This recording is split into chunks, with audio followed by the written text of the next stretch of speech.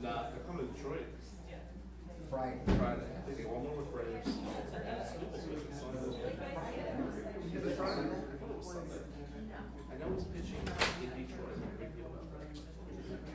Whatever day it is. You know about it? I went to the, I saw some people who did it last week. Okay.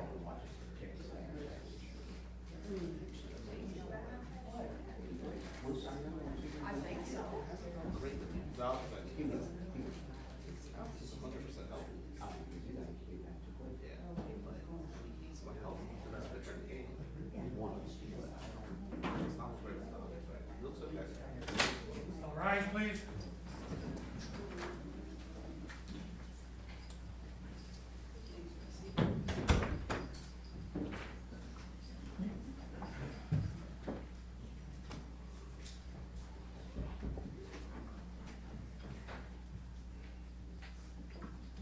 You may be seated, sorry.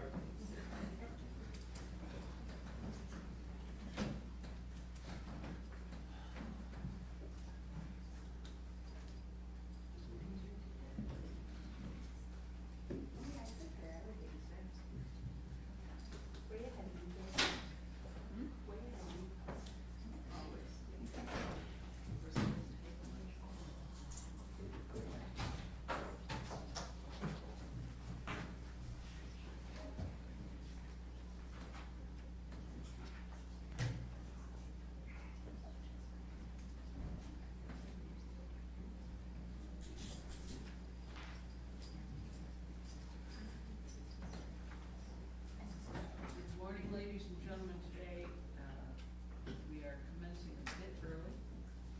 I will do that whenever everyone is here. And we don't have any other docket items to take. Who is your first witness? Detective Mike Peterson.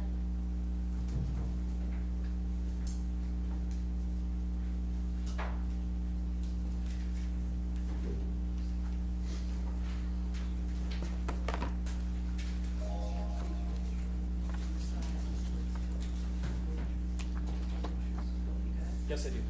Please be seated. Give me your first and last name, spell and vote for the record.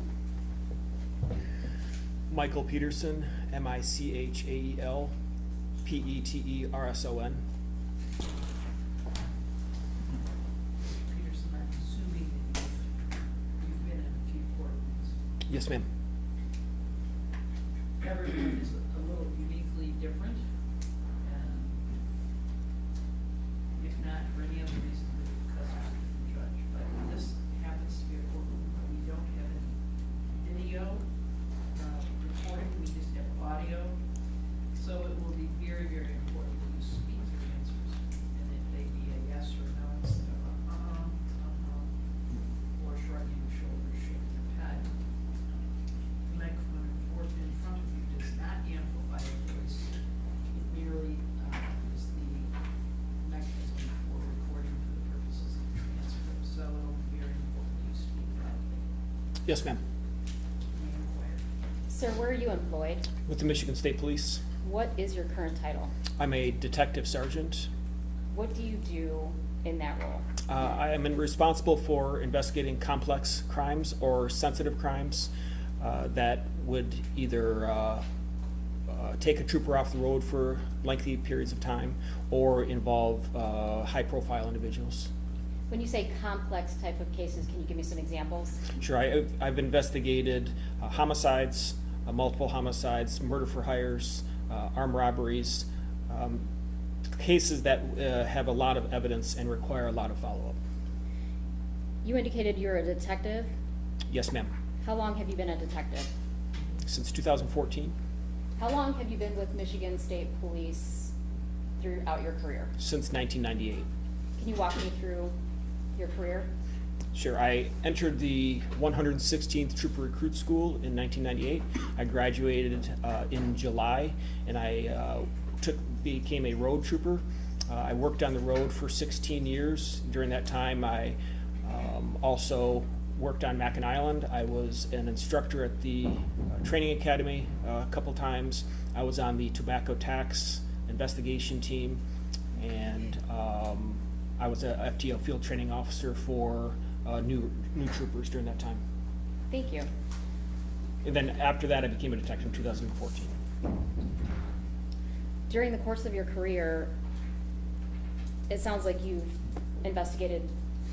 done death investigations. Yes, ma'am. And when I say death investigations, can you tell me what types of deaths?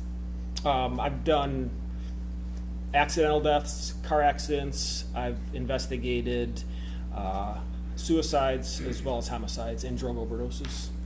So when you talk about investigating suicides, is there typically a point in time where you would locate that individual? Yes, ma'am. Okay, and would that be in almost every suicide you've investigated? Yes, ma'am. Well, if it's suicide, yes, we'd have to find the body. Yes. Why is that? Well, in order to do that, we'd have to for the medical examiner to determine it a suicide, we'd have to know the injuries and things of that nature. And you said you've investigated accidental deaths and homicides, correct? Yes, ma'am. Okay. I've heard the term suspicious death before. Do you know what that term means? It is a death where it is suspected that some sort of foul play or person was responsible, but it has to be proven. When you come across a death in the capacity of your job and you deem that it's a suspicious death, what do you do? We investigate, we start with a victimology, which is we learn everything we can about that person's life, and we start with their last contacts and their people closest to them and work our way out. We also investigate the crime scene, collect evidence, and based on all that, then the body is sent to the medical examiner for an autopsy, and the medical examiner then, based on the injuries that he's able to see on the body, and comparing that to the information that we have gathered from the scene and from statements made from everyone, makes a determination of cause of death and manner of death. Okay, so he makes a determination as to the cause and manner of death. Yes. Sounds like a silly question, but can you tell me what the cause of death could be? Sure. Examples. You could have a homicide, which is a direct killing of someone, an intentional killing. I'm sorry, that would be manner. The cause would be, for example, a gunshot wound. It could be a strangulation. It could be drowning. If you can imagine any way a person can die, that would be the cause of death. Okay. And the manner of death? Give me examples. Sure. Manner of death, you would have natural causes or accidental death, suicide, or homicide. When you have a case where the medical examiner reports back to you that the cause of death would be a homicide, would that be important to you as the investigator? Yes, it would. Why is that? Well, the medical examiner, if he were to come back and say that a case is natural, if we're talking, you mentioned before, you brought up a suspicious death. If it's suspicious, but he determines that it's natural, say the subject had a heart attack, well, then it would rule out that this was a homicide. However, if he found obvious injuries on the subject, the deceased subject, that there's no other way to account for them but by the hands of someone else, then he'd rule it a homicide. So that would be important. I mean, it is crucial for us to determine for our case. And that would be considered a piece of evidence for your case. Yes, ma'am. How many homicide trials during the course of your career have you either been a part of or as the direct investigator or been a part of on the outside of? Probably 8, roughly. And have you attended all of those trials? Yes, ma'am. And does the medical examiner testify at those trials as to the cause and manner of death? Yes, ma'am.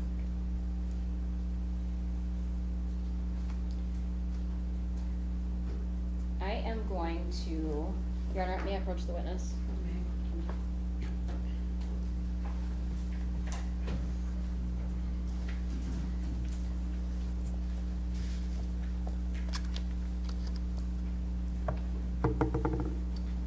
So I've handed you People's Exhibit 47.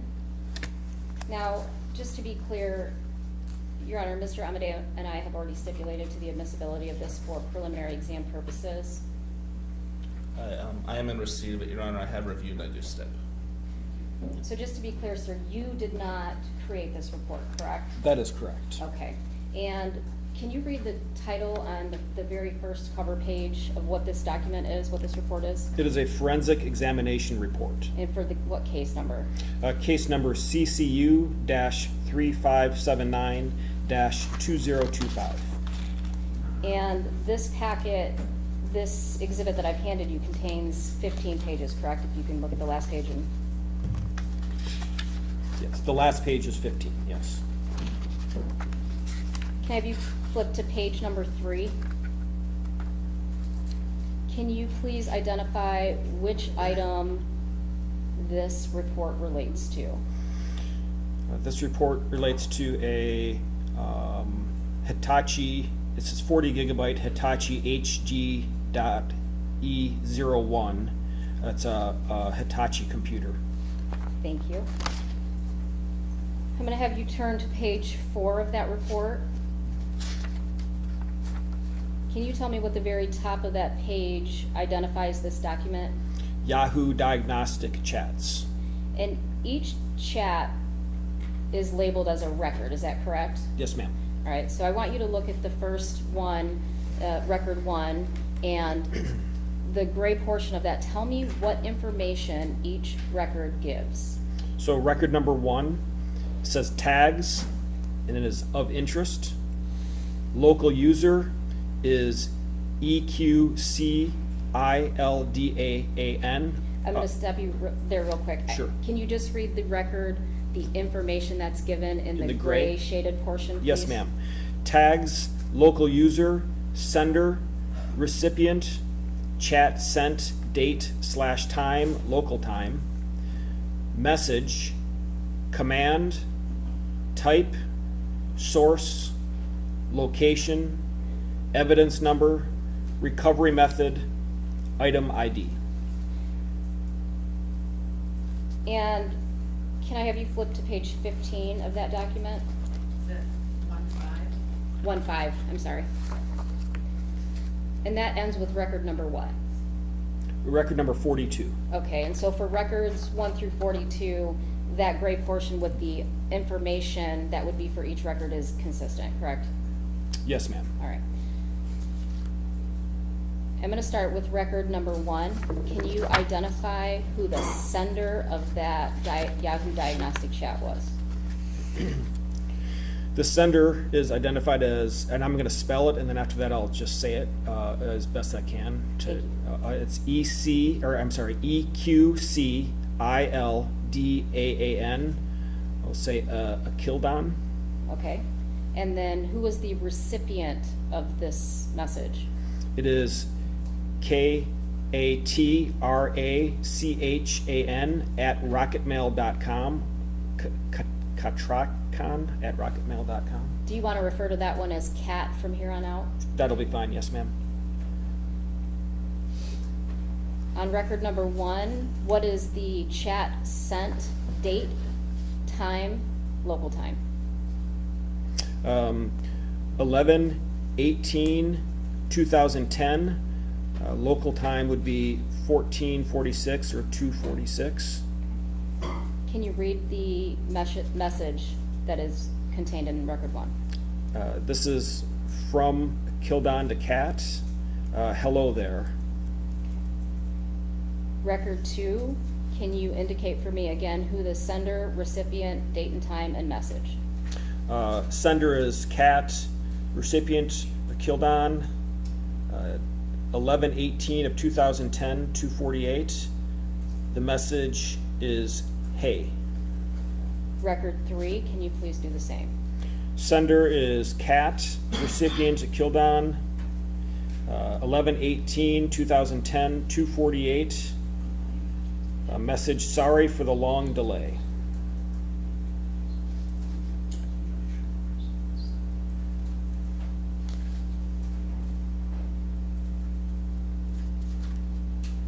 Record 4, Sender is Kat, recipient Kildon, 11/18/2010, 14:48 or 2:48. The message from Kildon is headache. record 5, The sender is Kildon, recipient is Kat, 11/18/2010, 2:49.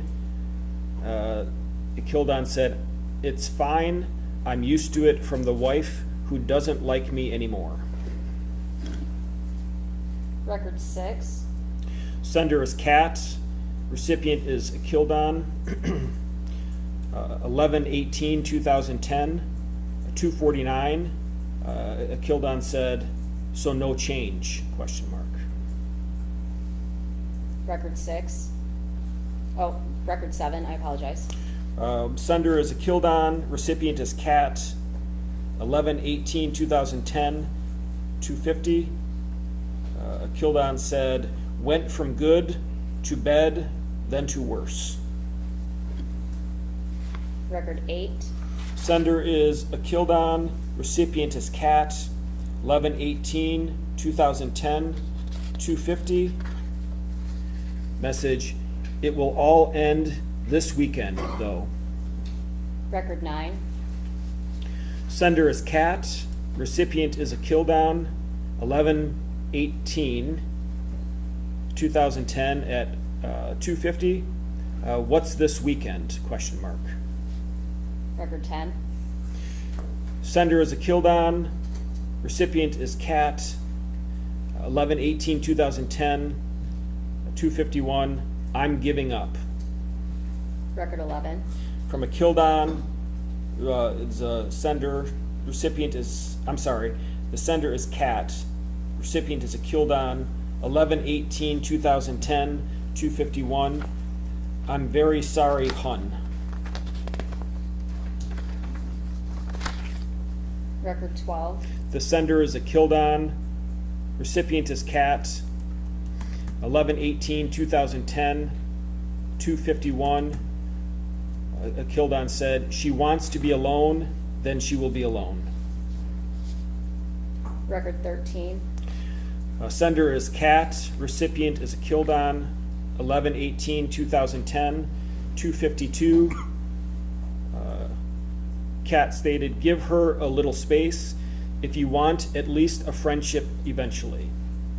record 14, Sender is Kildon, recipient is Kat, 11/18/2010, 2:52. I'm well on the path to hurting her so much anyway. Might as well complete the job. LOL. record 15, The sender is Kat, recipient is Kildon, 11/18/2010, 2:53.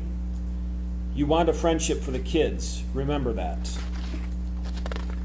record 16, The sender is Kildon, recipient is Kat, 11/18/2010, 2:53. I can't. I am so empty without her.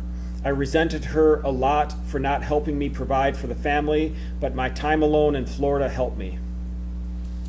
Record 17. Sender is Kat. Recipient is a Kildon. 11/18/2010. 2:53. Gotta go to work, hun. Sorry I can't talk more. Please feel better. Record 18. 11/18/2010. 2:54. Kildon said, tell her that. Record 19. Sender is a Kildon. Message, the recipient is Kat. 11/18/2010. 2:54. Kildon stated, goodbye. You were a great friend. Record 20. The sender is a Kildon. Recipient is Kat. 11/18/2010. 2:54. Kildon sent the message, tell Isaac and Tiana I said goodbye too, please. Record 21. The sender is from Kat. Recipient is a Kildon. 11/18/2010. 2:56. The cat said no goodbye. Record 22. The sender is a Kildon. The recipient is Kat. 11/18/2010. 2:56. Kildon said, it's too late now, sweetie. 23. The sender is a Kildon. The recipient is Kat. 11/18/2010. 2:57. The message, I have lost 50 pounds in 2 months. I've lost everything. Record 24. The sender is a Kildon. The recipient is Kat. 11/18/2010. 2:57. Kildon sent the message, no money, no friends, close here. Tanya won't do shared custody. Record 25. The sender is Kat. Recipient is a Kildon. 11/18/2010. 2:57. Kat sent the message, no. Record 26 appears to be somewhat out of order, but go ahead. Sender is a Kildon. Recipient is Kat. This was on 11/10/2010 at 8:25 p.m. A Kildon said, it feels like Tanya is just stringing me along. Record 27. 27, the sender is a Kildon. Recipient is Kat. 11/18/2010 at 2:58 p.m. Kildon said, my will is gone, I am empty. Record 28. Sender is a Kildon. Recipient is Kat. 11/18/2010 at 2:59 p.m. Kildon sent the message, made preps for things to be done. Tomorrow is my last day of pain. Record 29. The sender is the sender is Kat. Recipient is a Kildon. 11/18/2010, 3:01 p.m. The message from Kat is no with an exclamation point. Record 30. Record 30, the sender is a Kildon. The recipient is Kat. 11/18/2010, 2:58 p.m. Kildon sent the message, won't touch or hug or kiss me, barely talks to me. Record 31. The sender is a Kildon. Recipient is Kat. 11/18/2010, 3:01 p.m. The message is from a Kildon, take care of that baby.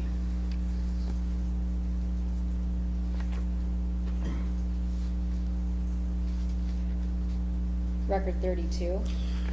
Record 32, the sender is a Kildon. Recipient is Kat.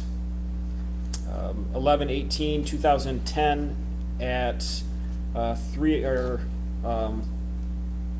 o'clock. It says the message from a Kildon, you go to work and just remember you once knew a man that was a good husband and father named John. And record 33. Record 33, the sender is a Kildon. The recipient is Kat, 11/18/2010. This is 2:58 p.m. Akildan sent the message, "I have given every possession I have away." I'm gonna go ahead and have you stop right there. And again, that was record 34, and there's 43 on there, is that accurate? Well, we stopped at 33, 33, okay, and thank you. there are 42 on there. Okay.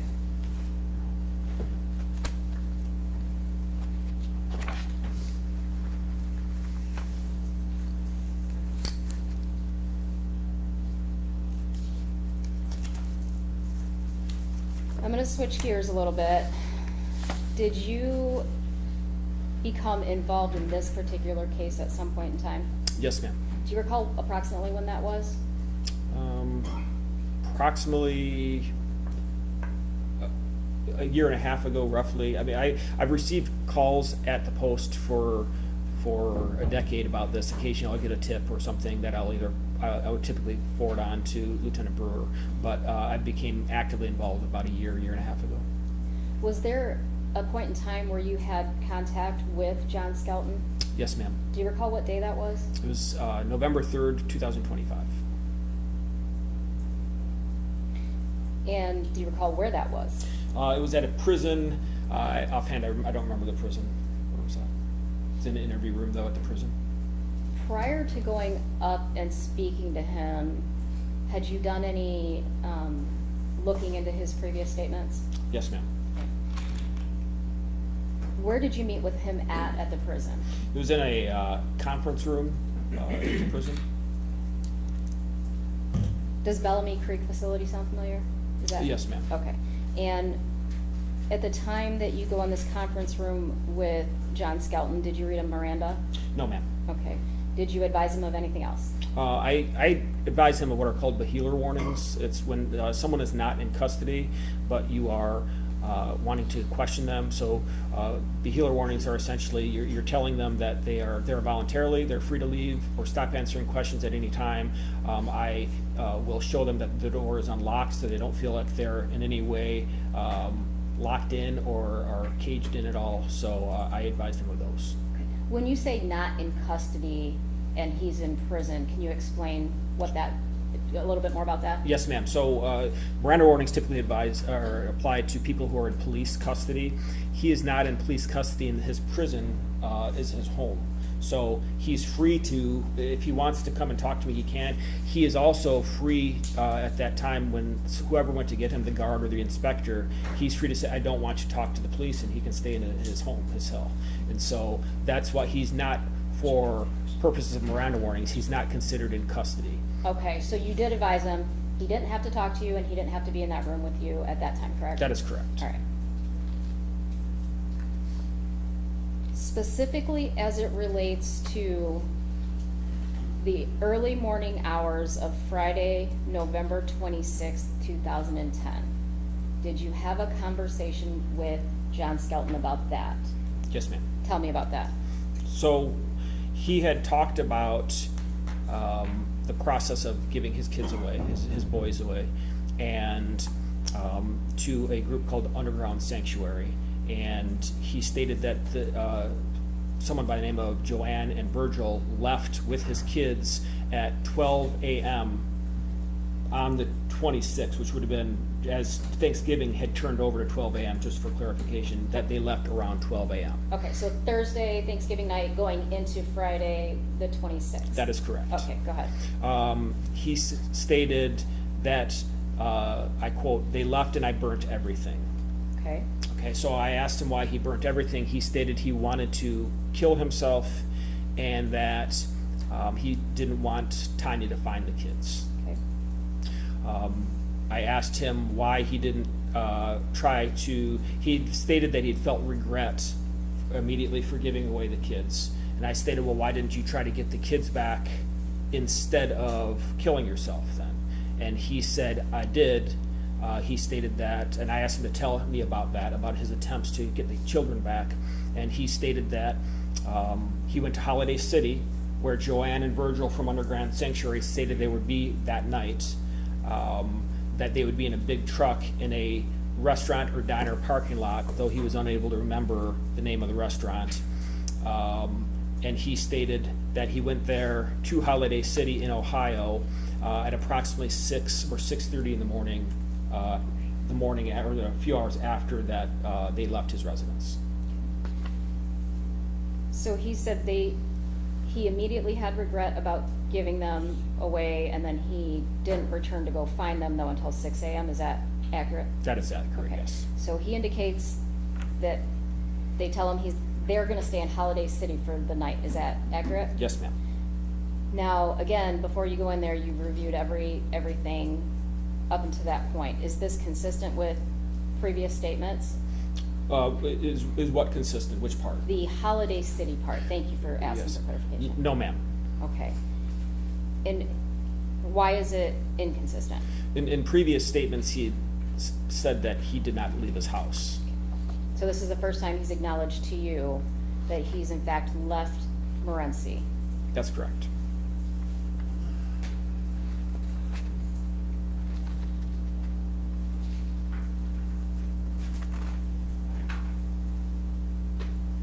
Thank you, I have nothing further.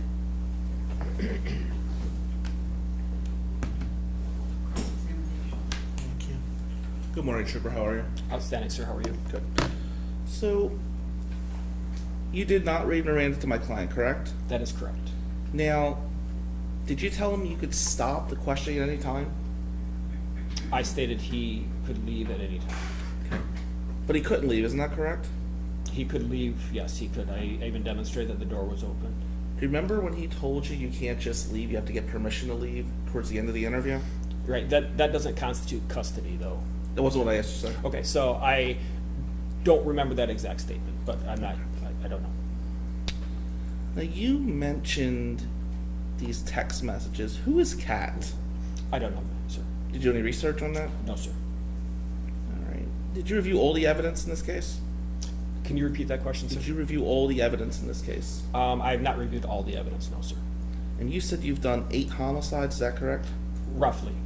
All right. In all those homicides, was a medical examiner always testifying?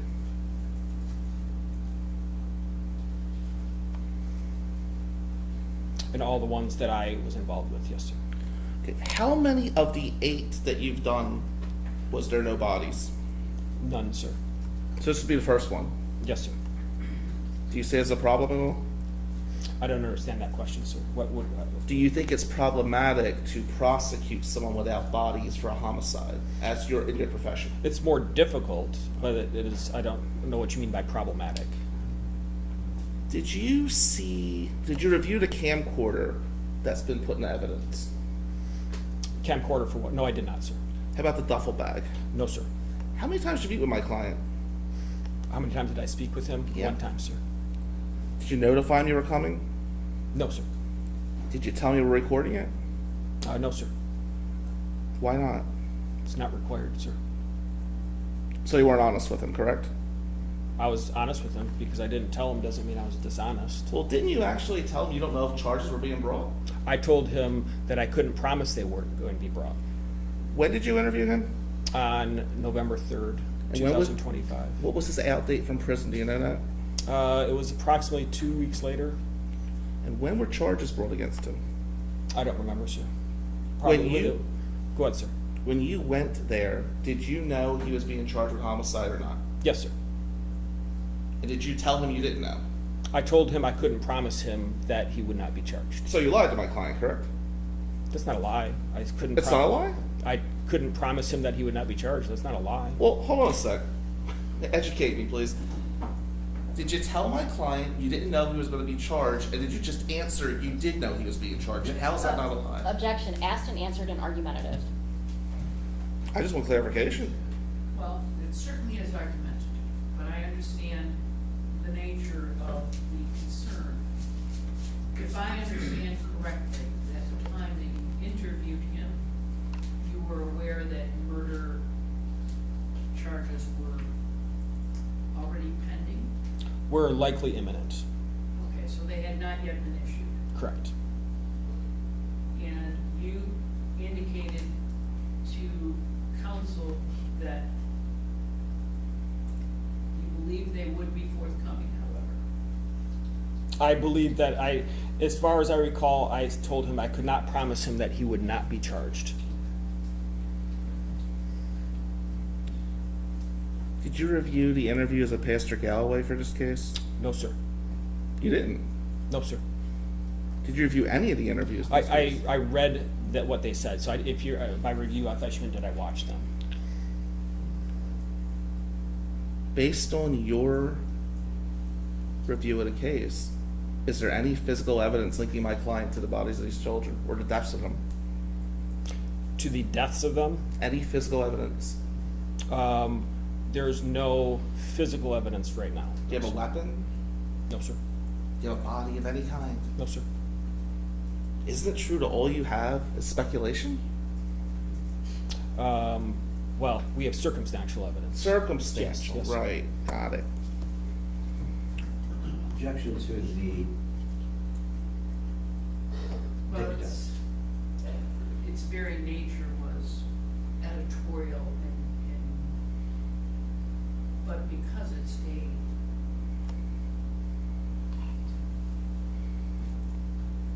hearing before a magistrate, quote unquote, judicial magistrate, I think I can take the answer and the question and the attitude for what it's worth. Thank you. What new evidence do you have from your time you're on the investigation that was not presented in 2010? Go ahead. Objection presented to who? I'll rephrase. What new evidence have you found in your investigation that was not available in 2010? His inconsistent statements with my interview with previous interviews. So, inconsistent statements, that's what you guys have? Objection is asked and answered. I want clarification. Correct. Again, your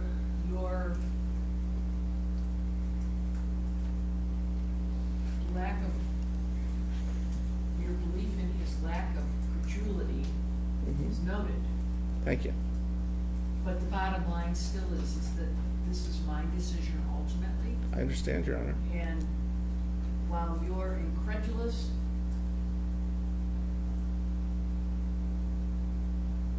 and that's your job, I don't think it's necessary to express that in this particular arena. It's not going to help anyone. I understand, I Judge. certainly understand your concern.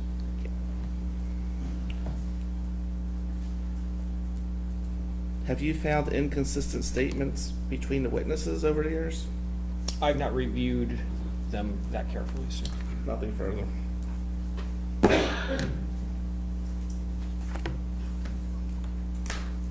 So to be clear, while you were at Bellamy Creek facility in the conference room, you showed John, there's the door, get up and leave if you want. Yes, ma'am. In fact, I actually stood up and walked over and opened the door to show him that he could leave.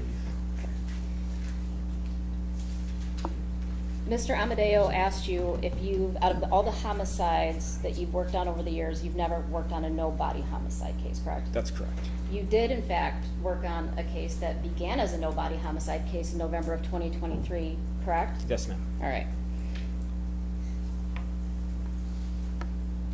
And do you know the result of that case? The defendant was found guilty. Do you have children, sir? Yes, ma'am. And the fact that we have 3 boys, ages 9, 7, and 5, who are not capable of taking care of themselves and disappear in the middle of winter, is that some of the circumstantial evidence that you're talking about here today? Yes, ma'am. Just a small portion of the Yes, evidence, ma'am. correct? Nothing further. What was the case you started that had no body? It was the D. Warner homicide.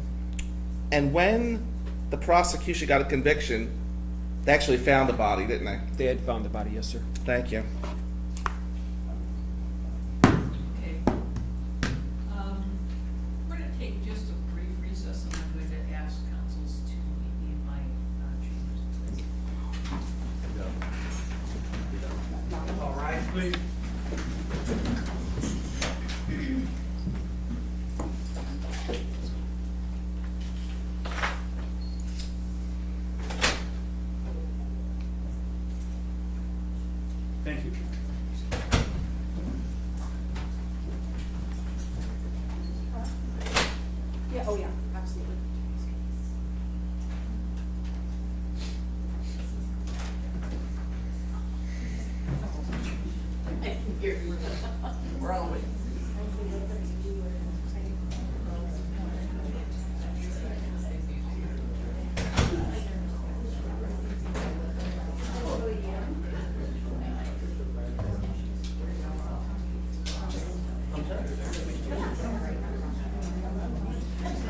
No.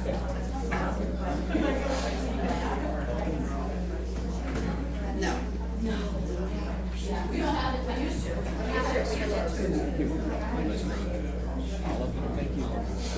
See if Patty did yours. Would be good to keep from getting into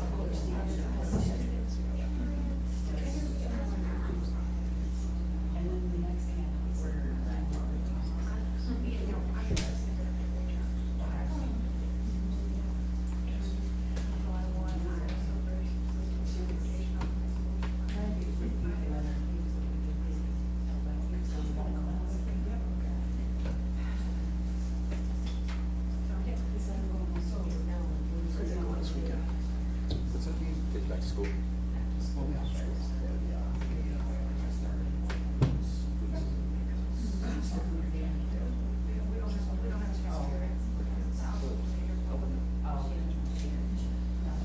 Cool.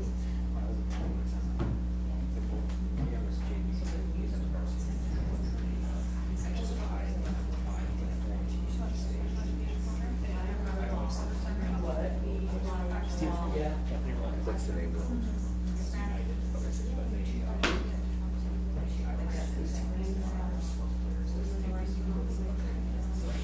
What's the name of the 15? What was it? Intercity. So my son, plays John Skelton, they want to stick to 15, 16 back before. He was in the tampering group. So yeah. They're always really good. Yeah, they're always up there. I just, Yeah, so I was wondering some of the teams you guys play are probably state groups. they all play D4. It was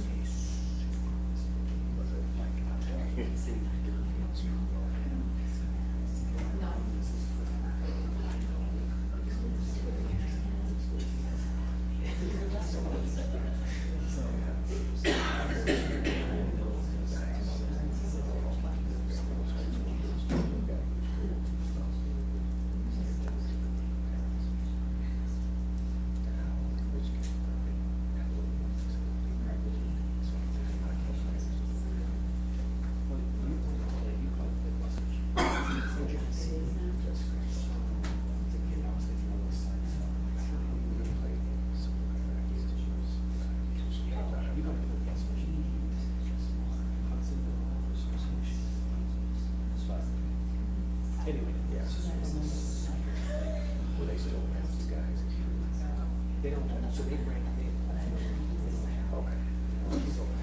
Could they go to? They could. they have their own. So they're not MHSA, They follow the rules. but they're not, yeah, okay, okay. Yeah. National championship, which is awesome. Yeah, that's cool. Like it's the other way. Yeah. That's cool. Yeah, yeah. It's so much fun. And you get the baseball circuit, you know, tournaments all over the place. I miss those days, man. It's awful. I say it's awful, like, when it first was over, it was like, this was fun. Disappearance, and then it was close all the time, but it was just a good, it was stressful. So every weekend you're out of town, you're gonna stay in town. I can't wait for this weekend. It was fun, it was just so much fun.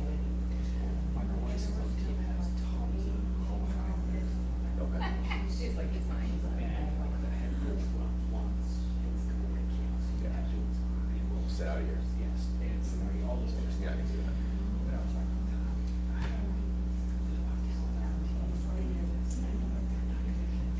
Right. I'm just saying, you're Yeah. able to. Right, yeah. You're gonna have more of an experience. Yeah. Yes, so, yeah. You're gonna make more memories, have more You understand? 100%, 100%. But imagine, would you rather lose or be one, or be a state champion and be Right, fourth? exactly, yeah. Yeah, you're gonna remember more, have more fun with that group. So, Yeah. where's your something? Where's something? He didn't play Oh, rugby, just this group. just pick who's going to Yeah. And they want to. So when he was a freshman, he got put out. And that group is so, in the 8th grade year, they won the state championship. Played in, as a freshman, that team, they won it again. And so, he was a defender. But he went from being like 5'8" to like 6'1". So by the time he was a sophomore, and he was a stud. They had all like 4 of us all skaters, and all state band, they all graduated. Then they went to the quarterfinals the following year. But it was cool to be part of the state championship. Because we were playing some schools. K through 12. So high school, yeah. But they just had some kids that played the whole way through it. But all those things that you're all time playing. But it was just a lot of fun. And they've sucked since then because they just haven't, hit these pockets again. Like, now you're a basketball school for 3 years. Now you're a baseball school. It's hard for them because they don't have the. Yeah. And Andrew's for our benefit was nice because his group was a baseball. There's a bunch of his buddies that play baseball. So they ended up calling I think they went to senior year of baseball. Well, at that game, they lost in the quarterfinals a year ago. That's where the game was played, in the regions. But it's just fun with a small school. Parents pitching in and paying all day. It's not, there's no funding for any of this.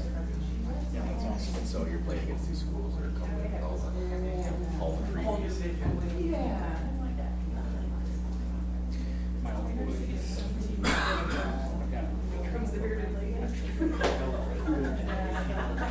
Yeah, I got that. Good. Yeah. Oh, wow. Is it like YouTube stuff you get there? Yeah. But anyway, Right.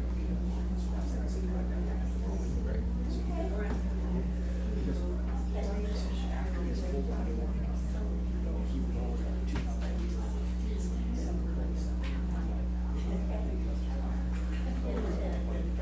So he won't even try. I'm like, I know.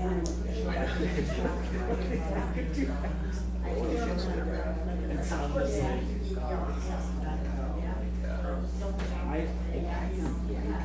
I could be 7. I'm not right Years ago, last year, I had to talk about our math issues in that position.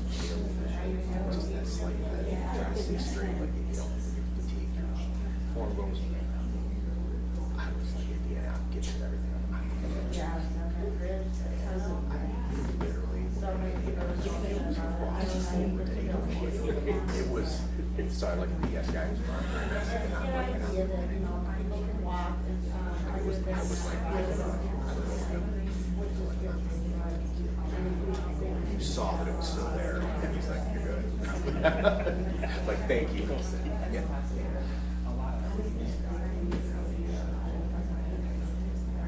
Yes, yeah, she's tweets that girl. I know. Hey. I'm glad someone has the physical ability to do that. She's like, I'll be statue for a reason. I can't really move too much.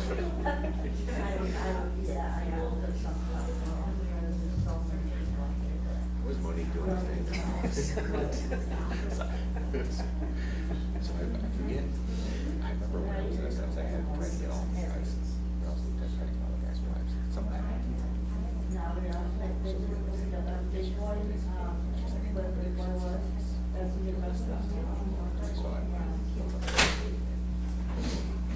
I'm like, oh, I'm always more. I still got her number. They didn't understand why I thought it was so funny. Oh, it's hilarious.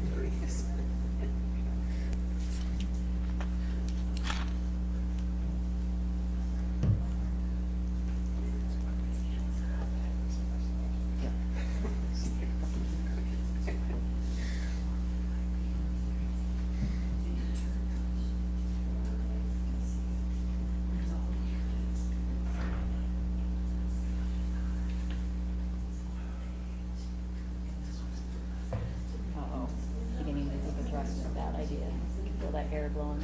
Well, you're stiff.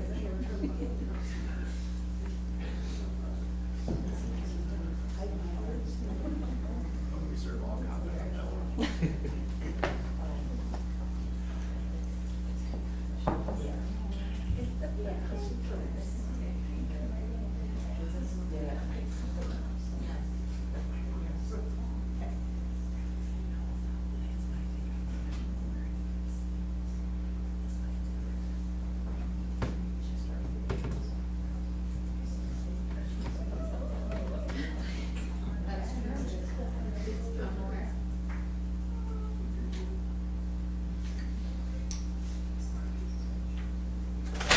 All right, please.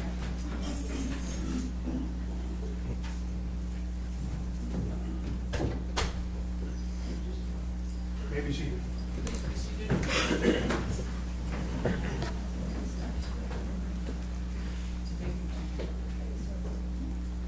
I have no further questions of this witness, Your Honor. Cross-examination. I have no further questions. You may be released and you may stay in the courtroom, I assume? Yes. If you wish. Thank you, ma'am. No objection.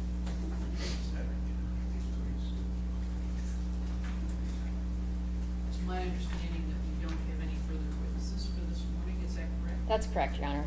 Again, I would indicate that the difficulty is that we never know how long a witness is going to take. We will resume as close to 1 o'clock as your next witness can make it. If they can make it a little bit earlier, if you just let us know, we'll make sure that folks get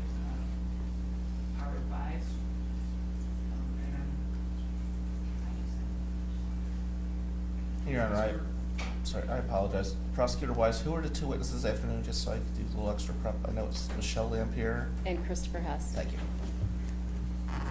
Thank you, Judge. Thank you. And again, if we can resume a little bit earlier, we will try and do that. Thank you. Thank you. At this point, we'll look at 1 o'clock. All rise, please.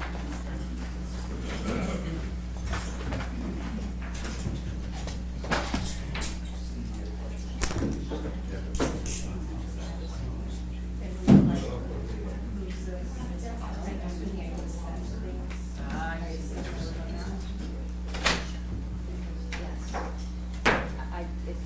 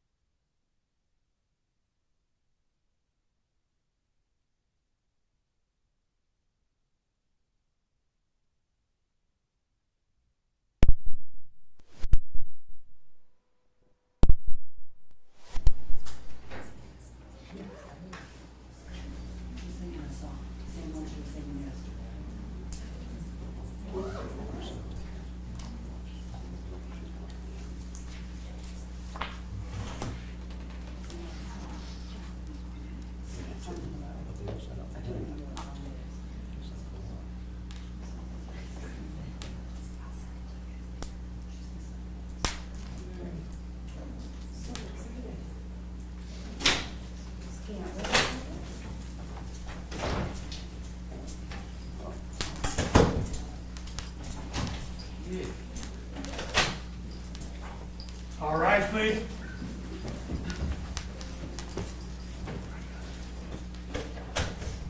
Please be seated. Is there anything to come before we commence? Nothing from the people, Your Honor. Not from defense, Judge, thank you. May call your next witness. The people would call Christopher Hess. Please raise your right hand. Do you solemnly swear to tell the truth, the whole truth, and nothing but the truth, so help you God? I do. Please be seated in the witness chair. Give me your full name and spell out for the record, please. Full name is Christopher Hess. The last name is spelled H-E-S-S. Christopher in the traditional way. C-H-R-I-S-T-O-P-H-E-R.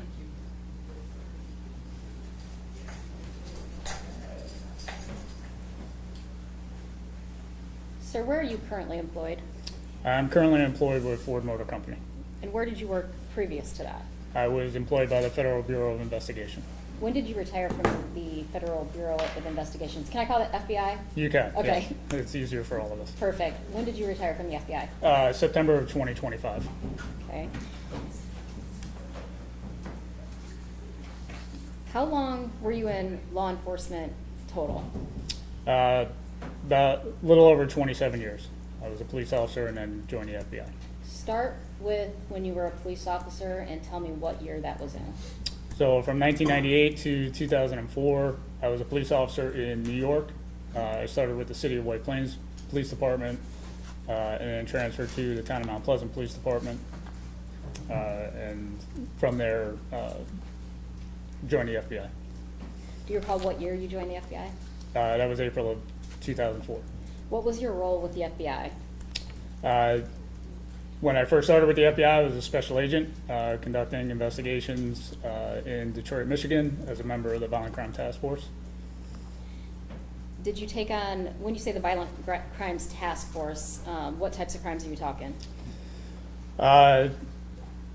Anything from crimes against children, kidnappings, bank robberies, serial type investigations, serial robberies, serial homicide, gang investigations, weapons, homicides. Were you a supervisor at any point in time? I was, yes. How long was that for? In 2015, I was promoted to supervisor, and I oversaw our surveillance unit. And then from there, I was transitioned over to our Oakland County office, where I supervised all FBI investigations for that county. And then my next stop as a supervisor was a supervisor for the cellular analysis survey team through FBI headquarters. And at the conclusion of my career, I finished in the Detroit division as an assistant special agent in charge. Were you part of any specialized teams for the FBI? I was, several different teams. One was, as I mentioned, the cellular analysis survey team, which we refer to as CAST.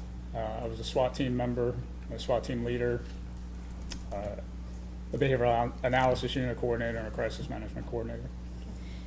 You said CAST, C-A-S-T? Correct. All right. Can you tell me more about that team? So CAST was is a group of subject matter experts in analyzing cell phone records as it relates to criminal investigations, national security investigations, and that group goes through extensive training with the cell phone providers to understand how networks operate, how the cell phones operate, and the information that can be gleaned from those records.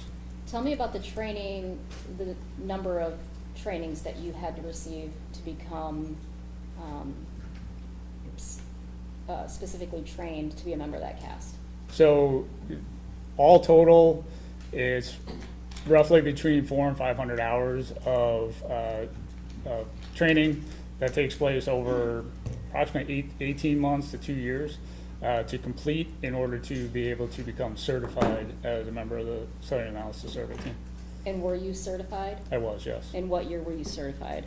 2010. I was one of the first 10 in the FBI to be certified. 2010? Correct. Have you ever testified in any court before? I have. Which courts, if you can recall to the best of your recollection? I've testified in both federal and state court throughout the state of Michigan, but also around the country. Much of my testimony was in Detroit, Third Circuit Court, Eastern District of Michigan, in federal court, Western District, testified in federal court in Virginia, Rhode Island, and district and circuit courts all throughout Michigan, but in other states as well. Were you qualified as an expert in those cases? I was. Your Honor, at this time, I'd move to admit Mr. Hess as an expert in cellular analysis. The objection. I'm not going to object for prelim purposes, Your Honor. If it does move on to a circuit court hearing, I may ask for a Dolbert hearing. I didn't know there was going to be an expert for our hearing. I'm not going to object.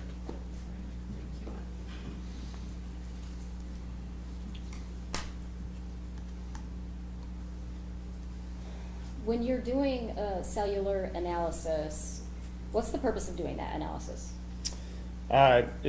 It's to be able to corroborate or refute information that we received throughout the course of an investigation. Because of the prevalence of cell phones in society, it's a helpful indicator to use data from the cell phone companies to identify where a device was at a given moment in time. So when you take that and you compare it to the facts and information that you have in an investigation, you can make determinations about whether or not that phone was in proximity to a crime scene or some other event. Can you describe for the court the technology behind the specific analysis you do? Sure. So I'm sure many are carrying cell phones at this time. You have your cell phone provider, and that phone that you purchase is designed to communicate with the network that's out there from the cell phone provider. They all operate on their own frequency band that's assigned by the FCC, and your phone is designed to communicate with that network. So to give an example, if the podium was a cell phone tower for Verizon, it would emit a signal in the area for all Verizon phones that were in proximity to see that tower exist and also be able to use it for services if you want to make a call, receive a call, send a text message.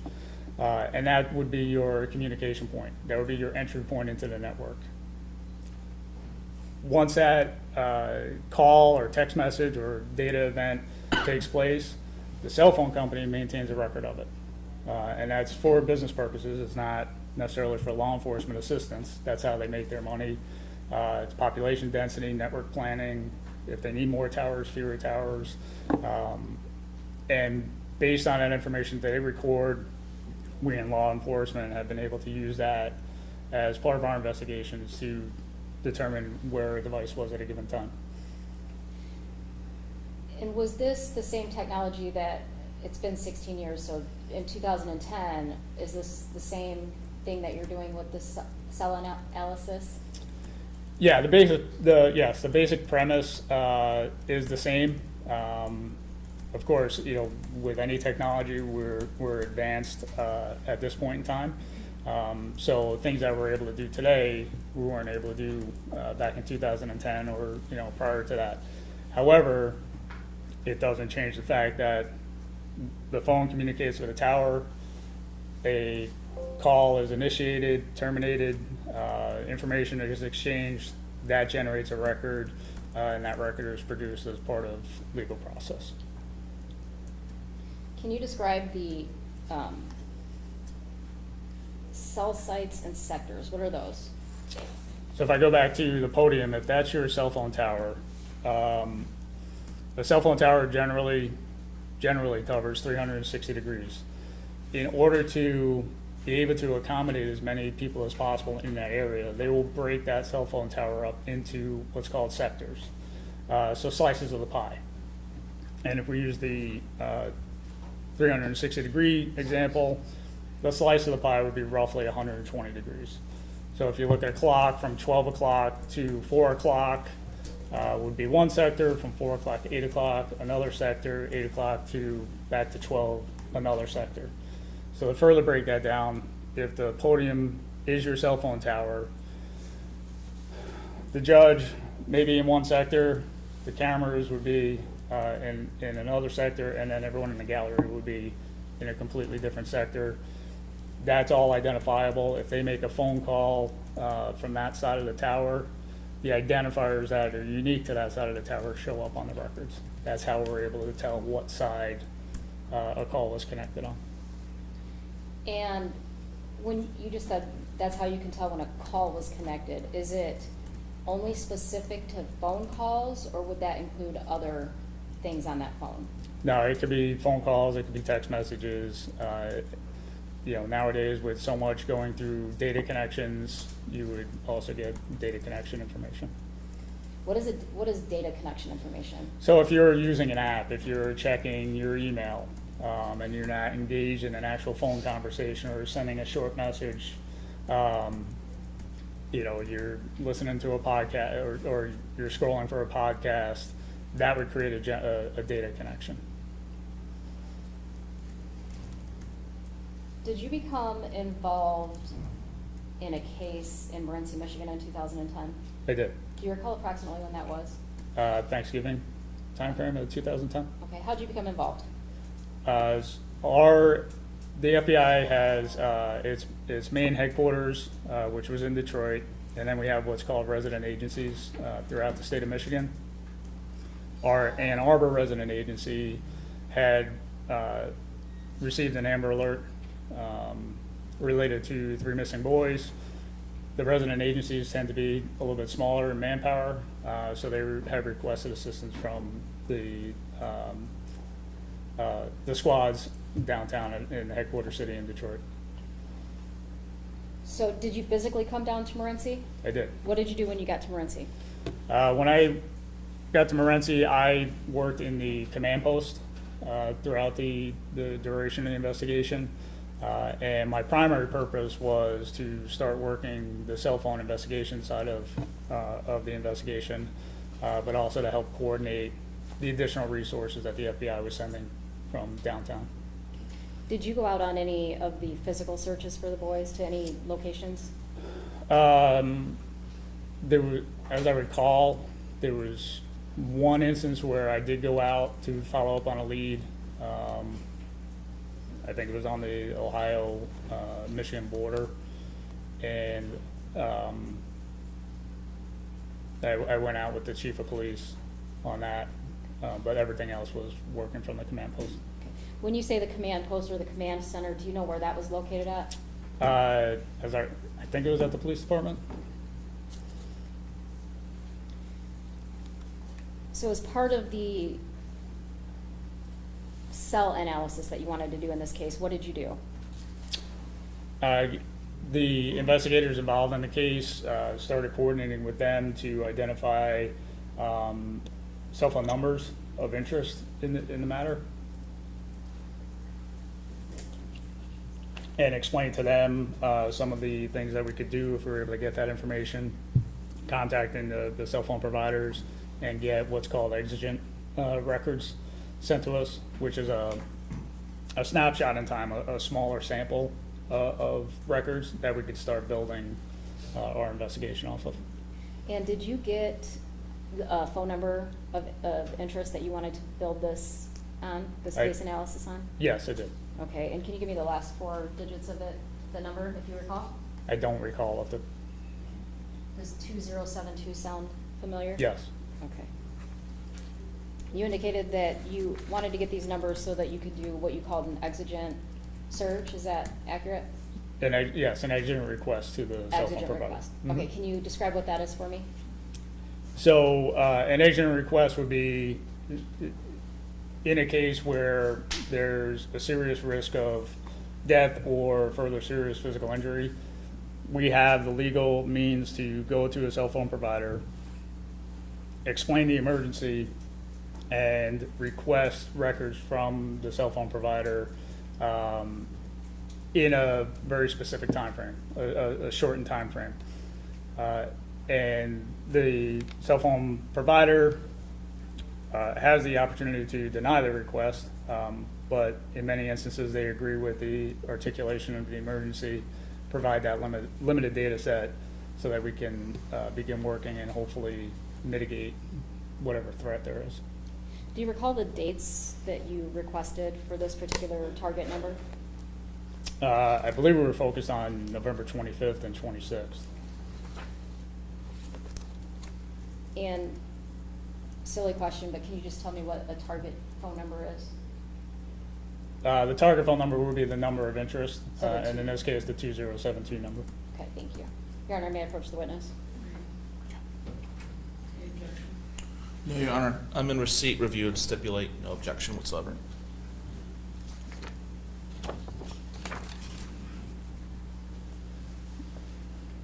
I've handed the witness People's Exhibit 45, which again, Mr. Amadeo's indicated we've previously stipulated to.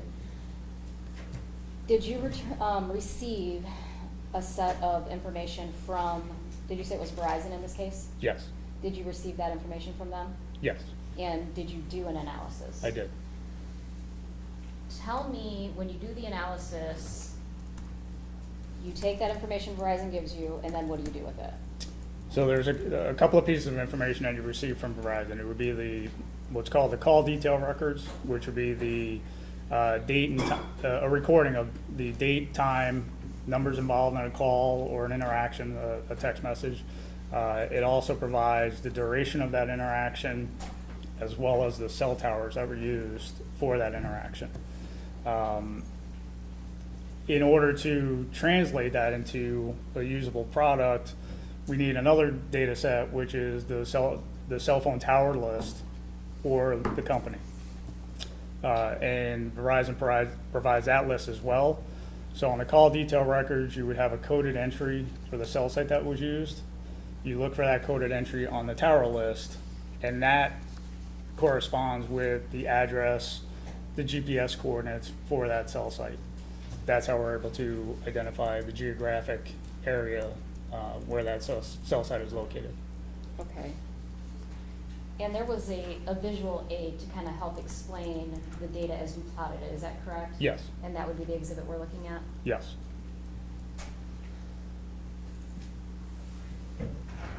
Can you describe to me, well, first let me ask you this, strike that. On November 25th, 2010, was there any information that stood out to you from those records? Yes, there was activity on that device. Okay, and can you tell me about the activity that would be Thanksgiving Day, the 25th? Yeah, looking at the exhibit, there was call activity or cell phone activity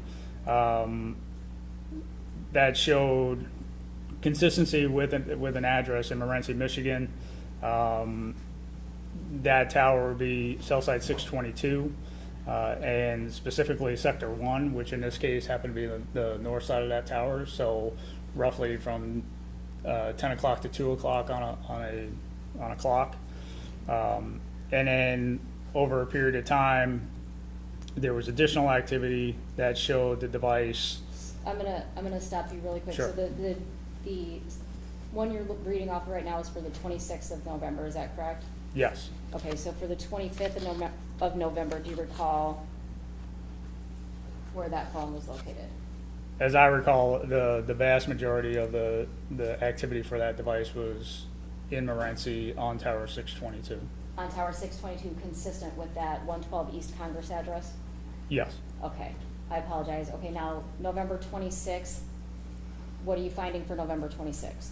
So on November 26th, there is additional call activity, information on the call detail records, and there was activity that showed the device on that tower 622, and then there was additional activity that showed the device approximately 19 and a half miles away on two different towers, those being Tower 480 and Tower 485.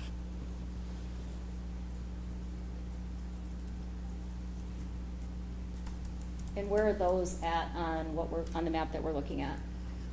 I'm sorry, what was that? So the towers that you just described, did you say 480 and 485? Correct. Okay, so where would that be on the map? So those would be to the far left.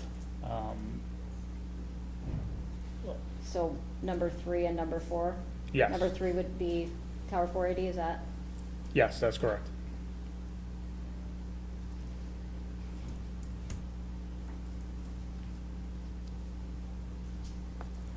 All right, and then, did you get any other additional information from this?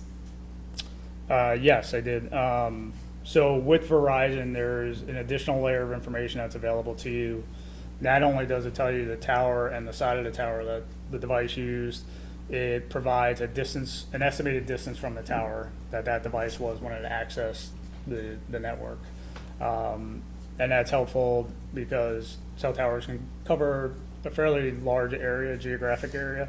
This helps narrow it down to a more concise area that we focus on. So again, going back to Tower 622, you see yellow lines which indicate how far that device was estimated to be, which corresponds with the geographic area consistent with the Congress address. As you move to the what's labeled as 3 and 4, that device used 2 different sides of the tower 480, and then also used a side of the tower of 485. So moving a distance of about 19.5 miles to the west, that would be indicative to me in my experience of the device did in fact travel. If that device is traveling 19.5 miles south, how does it know which tower it's going to use? Does that make sense? I think so. So as you move around with your mobile device, there are signals that are constantly exchanged between the network and your phone. So your phone is constantly searching for a tower with a good, strong signal to communicate with. So as it goes through, it sees its most attractive tower, but it also sees approximately 5 other towers in the area. So as you move around, you get a little bit closer to one tower versus another, that prioritization changes. So if I make a call and I'm on this tower, I'm close to this tower, tower number 1, let's say, at a point in time, but I'm on the move, I'm driving up I-75. I complete that call, I'm 4 or 5 miles north on I-75. That previous tower is no longer as attractive to me. I go to my list, I see the next tower that I'm close to, that is now the more attractive tower, that's where I'm gonna request resources from the network. Is it always gonna be the closest tower to that device that it's going to connect to? Not necessarily. There's environmental conditions, there's topography, there's buildings that you could physically be closer to a tower, but there's something in the way that obstructs the line of sight for that phone and that tower. So if I was standing, at the base of a skyscraper in New York City, there may be a tower, an antenna on that building, on the opposite side of the building that I'm standing on. However, a half mile up Fifth Avenue, there may be another tower that is shooting signal right down the road, and I have a clear line of sight. That's what my phone is going to choose. When we talk about is it distance to tower? Yes. Is there, when they come up with this number, so it's approximately 2.3 miles from this particular site, is there any kind of margin of error, rate of error on those numbers? There is. Okay. There is. Do you know- It's not a true GPS coordinate for the device. It is an algorithm, it's a calculation conducted by the network that says, based on the time it takes from the tower signal to get to the phone signal to get back to the tower, mathematically, they estimate the distance that the device was. So in other words, if you're closer to the tower, that transaction happens a lot quicker than if you're a few miles away. Further away, okay.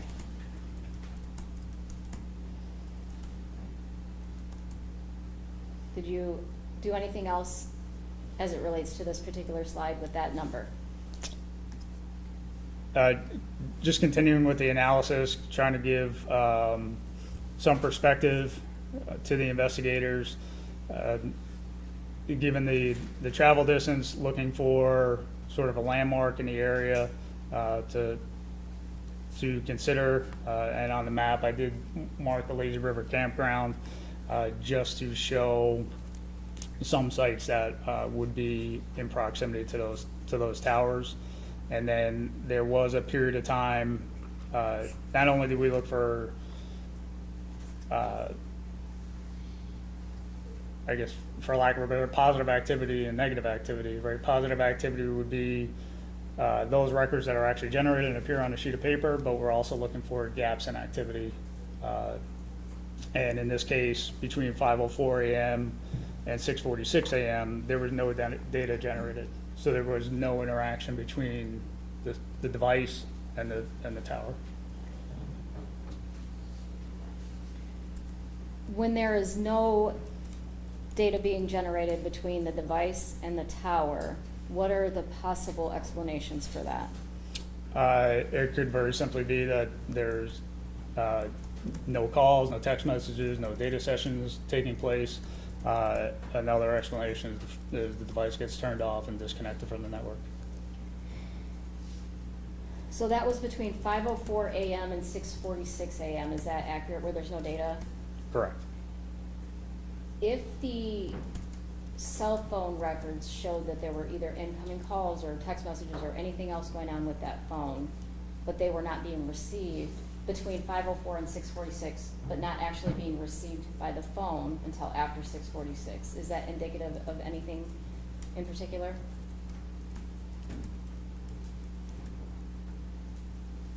Well, so there's no record generated by the cell phone company, so there was no information passed to and from to the device. Okay. At a later time, the device does come back up on network, does reconnect with a tower, and does end up generating call detail records. Okay. And where is the device when it comes back on at 6:46? That next activity was back on tower 622. And that's consistent with the 112 East Congress in Morenci, Michigan? Right, the geographic area that is in. And I heard you testify earlier, but I just want to make sure I understand. There is a point plotted on the map, and it says A, and it's labeled Lazy River Campground. Again, you're not indicating that the phone was at Lazy River Campground. You're just saying that that is a point on the map you can plot to show geographically where we're at. Correct, yes.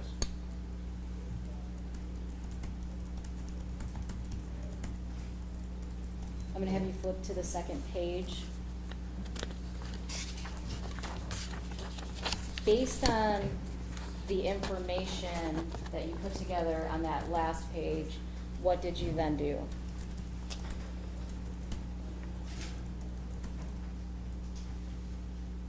So through the analysis, just trying to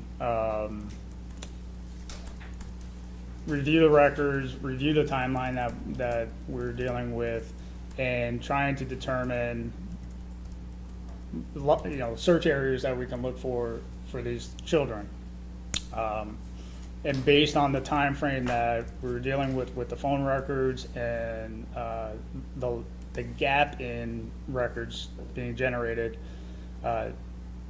extrapolated how far that device could potentially get in a round trip from starting at Congress and ending at Congress.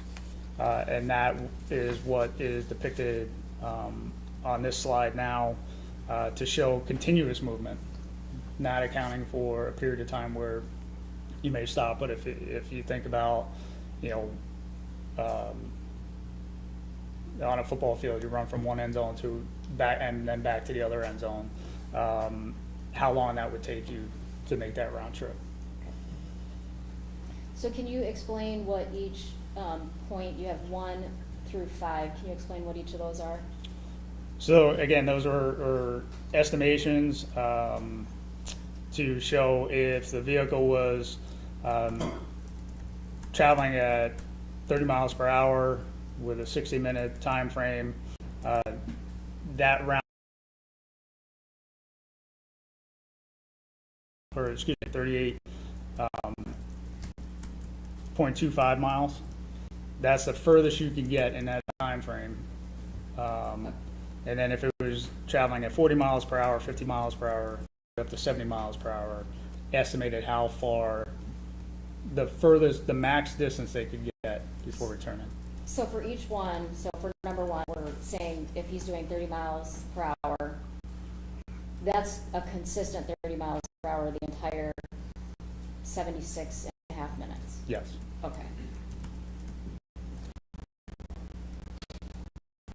Again, page 3, is that?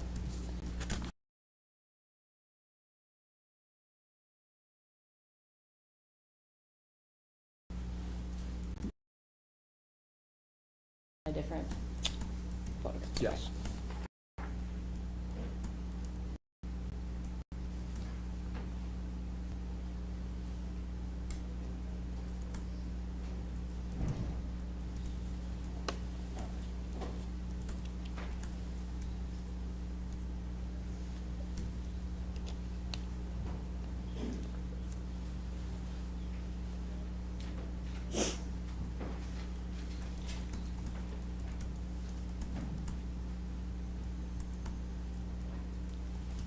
So you indicated that the information that you're getting, the positive and the negative, right? So you've got information that's coming in, and then you have gaps of information. Correct. Why are the gaps just as important as the information that you are able to plot? Something we look at oftentimes, or I will look at, is what we refer to as pattern of life. And so we're all very much creatures of habit. So if you were to consider your own life and what it would look like on phone records, we'd probably be able to tell when you typically leave for work, how long, when you arrive at work, how long you spend at work, and then when you leave work and return home. And we would see that repeated Monday through Friday. And then we may see a change in that pattern Saturday and Sunday, and then return back to that pattern the following Monday. In my experience, I would look for those gaps in time where, and it's happened many times, where during the period of time where a crime is committed, disconnect from the network, and that now creates a red flag for a deviation from your normal pattern. And in this case, you only had records for the 2 days, correct? Correct. So did you do any kind of pattern of life analysis? No, it's too small of a data sample to create that pattern.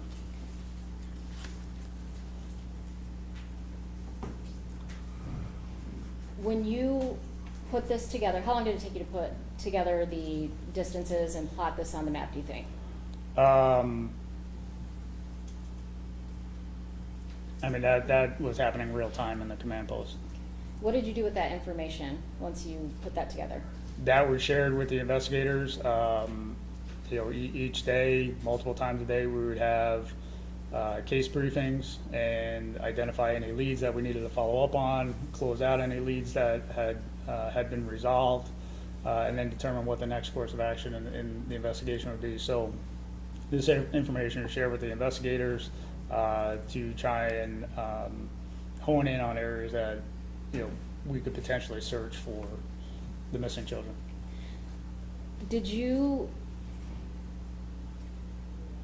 stay at the command center during this period of time? I did, yes. Were you directing other people to certain locations? No, not at that point. At that point in time, I would have been a special agent, so effectively a street agent. So I'm passing out information to the incident commanders.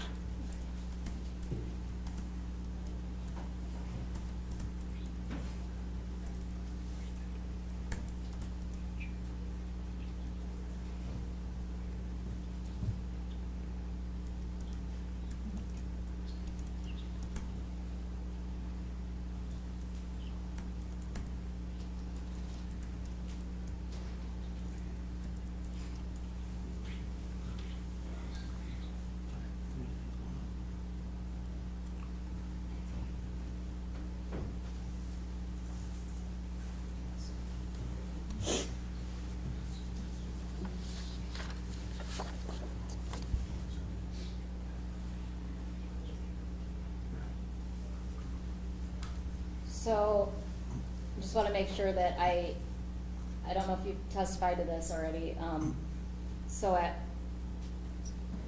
number 2, 4:29 AM, he's about 3.3 miles from his home, is that accurate? Yes, the target telephone, yes, 3.3 miles from the target address. And because of the previous number 1, where was that located? That was 0.8 miles from the cell site. So by 4:29, does that mean that target phone is moving from that residence? That would be my interpretation, yes. Okay. And again, number 3,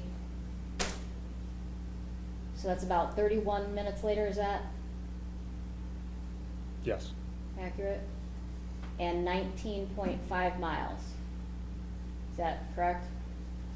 right, so it was 2.3 miles from cell site 480, and the distance between cell site 622 and 480 is roughly 19.5 miles. And the last time that that cell phone connects to a tower is what time? I believe it would have been 5:04 a.m. And that's tower 4?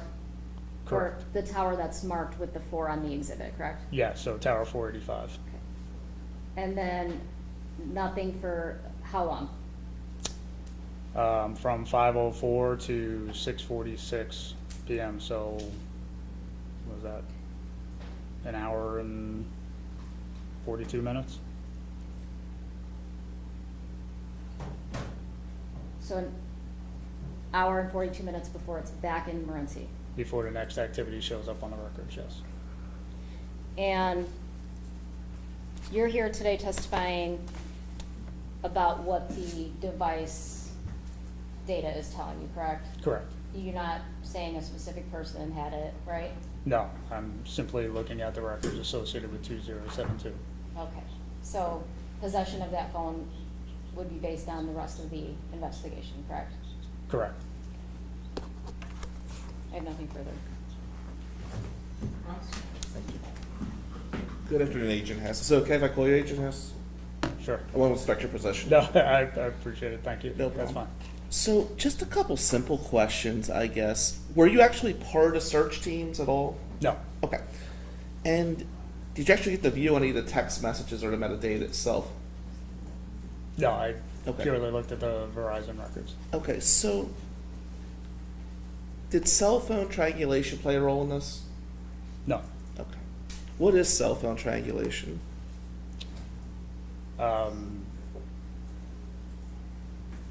It's taking GPS points from a device that may be coming from the network.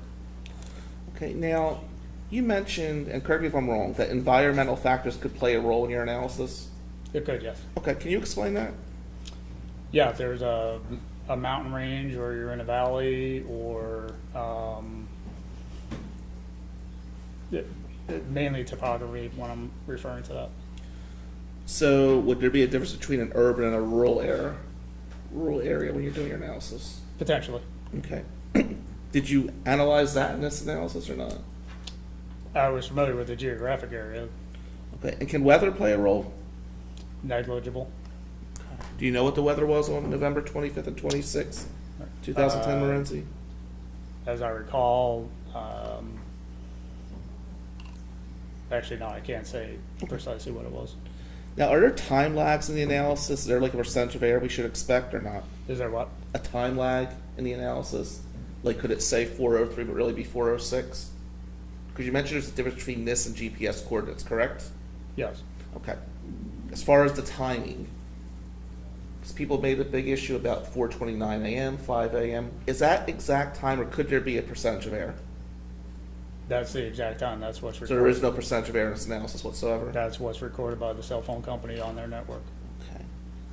Now, at 5:04 a.m., looking up there, actually, if we look at number 3, approximately 5 a.m., was located 2.3 miles from Verizon's cell site. Is that accurate? Yes. Okay, and what city would that be, do you know? If you don't, it's okay, sir. I don't, it's not labeled on the map and I don't Okay. recall. Now, we talked a lot about 30 miles per hour. That was just a hypothetical, correct? Correct. Do we know what the speed limit was in this area? I don't know that it was relevant. Well, would the speed affect the analysis whatsoever? It was accounted for in the analysis. Okay. Do you know what the speed limit was? I don't. Okay. It probably varied from the different roads. Now, if a cell phone dies or somebody shuts it off, is there any way to tell during that dead period where the phone is? Or is that going to kill the analysis during that time frame? It's disconnected from the network, so there's no communication between the devices. And there's no technology that would help us with that? No. Okay. Let me ask you this, with your cell phone expertise, if text messages are deleted, can they be brought back to life? In a forensic examination of the device, it's potential. Okay. Well, when you say potential, and let me be clear, I don't know if I'm going too far of what his analysis was, but as a cell phone expert, that's why I was asking that question. So when you say it could be brought back to life, is there a process you played a role in at all that would do that? Well, I want to clarify, there's a difference between the cell site analysis and the forensic analysis of the actual physical device. Okay, please explain. So what I'm talking about is the cell site analysis. I didn't have any part in the forensic analysis of any devices. Okay. Do you know during the investigation if actual text messages were recovered and reviewed? I don't know. Okay, nothing further, thank you.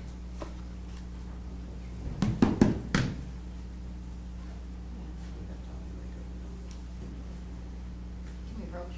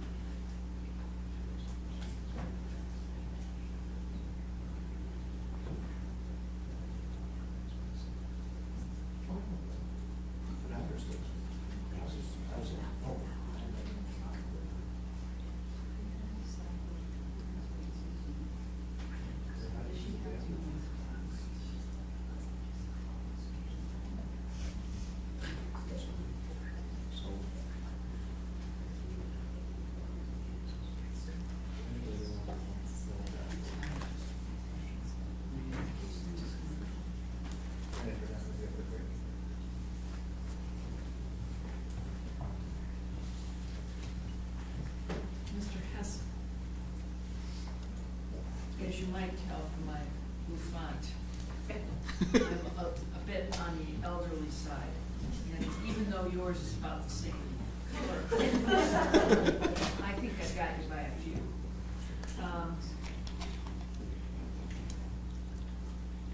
I want to be perfectly clear that I'm understanding what you're saying.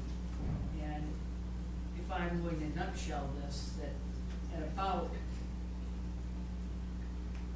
when we start this at 4:13 in the morning, the phone that we're talking about that belongs to John, that number is assigned to him, yes? Correct. Travels approximately 19 and a half miles. And gets connected up with a second cell and a third cell tower. Correct? That's somewhere around Lazy River Campground. If I can make a distinction, the distance is from the tower to the campground. Right. That's just to give a geographic span. The actual travel of the device distance, that I don't have.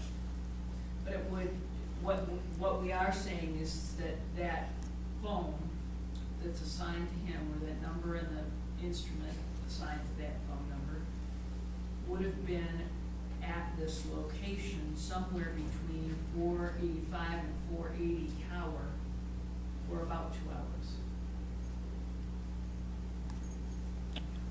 No, I can't say that it would be there for about 2 hours because we have a period of time where there is no activity. Okay. So I can't account for where the device went. If it's, After it got that far. right, so if it jives out a distance, stops for a minute, stops for 20 minutes in that window and then does some other driving around, I don't have any data to use to be able to account for that.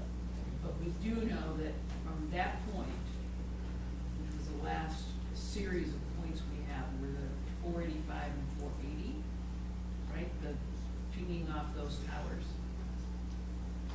that he doesn't reappear until 2 hours later.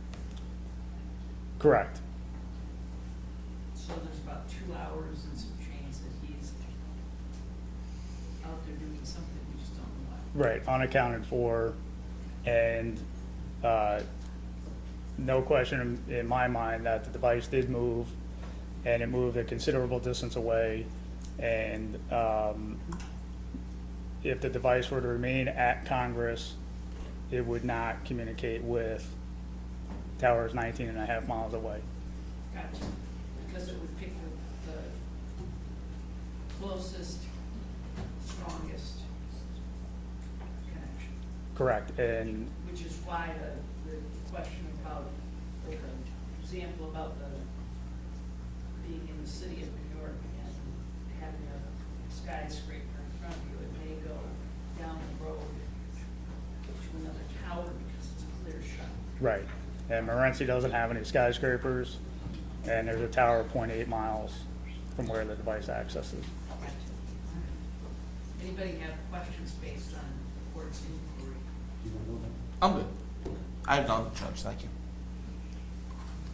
Just a handful of questions. So when you gave the example about the podium being a Verizon tower and picking up Verizon Signal. signal, thank you. Does that only work? So I know there's Verizon, Sprint, there's multiple different phone companies. So tell me how that works with towers versus the different phone companies. So each phone company is assigned their range of frequencies. So your phone is tuned to the frequency for your cell phone provider. So probably not a technical term, but your phone's not riding around willy-nilly connecting to T-Mobile, then Verizon, then Sprint, AT&T at any given point in time. If you get out of a coverage area for your cell phone provider, you may roam on another network, but that's through a roaming agreement. Again, it's going to be very defined,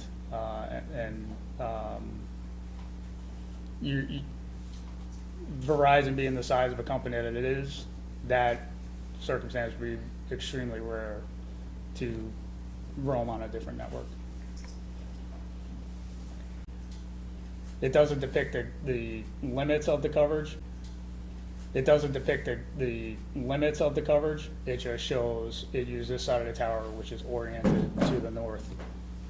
Okay, and the sectors, so this, I don't know if I'm gonna ask this correctly, so correct me if I am not. So Tower 3 and Tower 4, you can see the south side of Tower 3, the radius, around that sector. And then 485, the north side, you'll see that radius on that sector. Is it common for those towers to have sectors that intersect with each other? There would be some overlap, yes. Because, again, it's radio frequency, so you have to account for some overlap so that there's not a gap in coverage. Okay. So,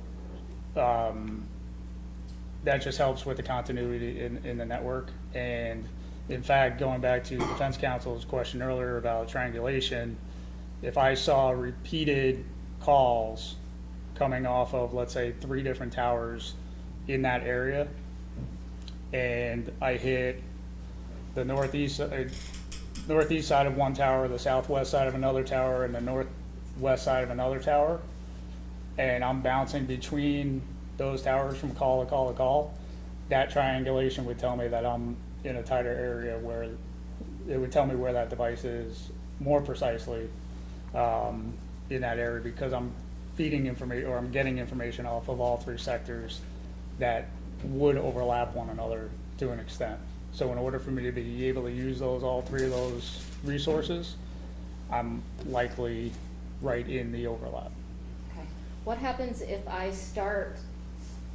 make a phone call and I'm in the area of tower 480 and that tower picks up my signal, but I'm traveling? Tell me what happens with that connection. So just the nature of mobile devices and the network, once you enter in, the network takes over and it starts managing the traffic of the call activity on its network.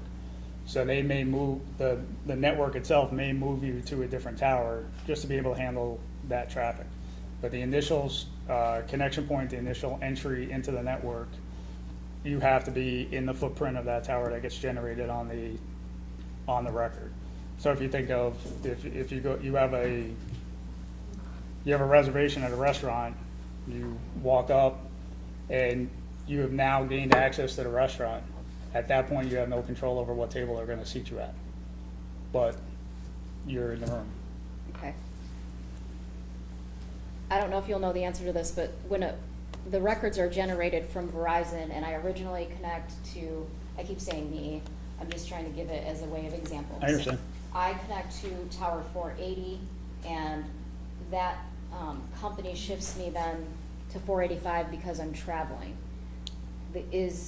How is that gonna be reflected in those records, if you know? It's not. Okay, It's not. It doesn't get generated through Verizon in the record. You get the starting cell tower, which is where I knocked on the door to get in the network, and then you get the ending cell tower, okay. which the ending cell tower is where you just happen to end up within the network traffic. Would that be the terminating tower? Terminating cell site, right? Terminating cell site, okay.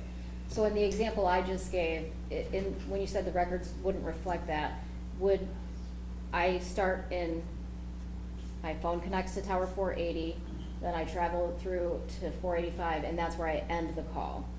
Would that call show where it originated and then terminated? Yes. As separate towers? Yes. Okay, all right. I have nothing further. I have no crawl space upon that, thank you. Maybe step down. Yes, Your Honor. No objection. Maybe be excused. Yes, Your Honor. Yes, Your Honor. Thank you. Thank you, Your Honor. Board, we appreciate the effort.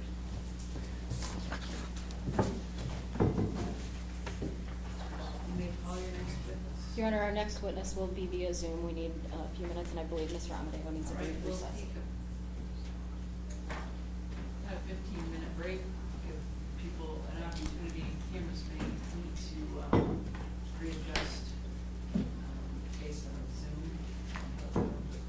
And We're all Judge, set up? hey, we have like a 2-minute meeting in chambers real quick as well. Yes. Thank you. As soon as we Got have an it. opportunity. Thanks. All right, please.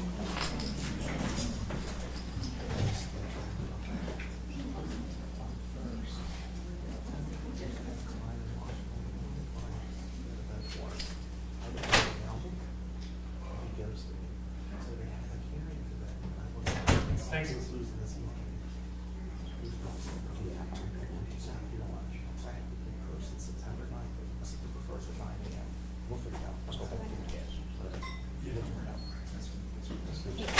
Eric, can we go this way? Talk, can we go this way? Talk. Michelle, Liam Pier, or Liam Fear, I'm not sure.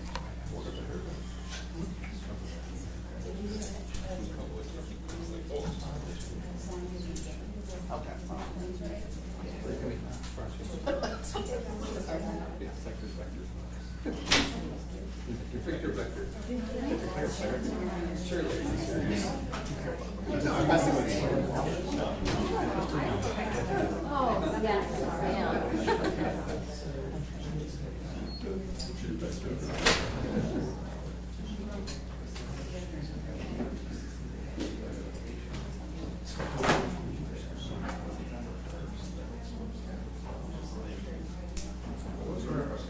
Dromedale, memory.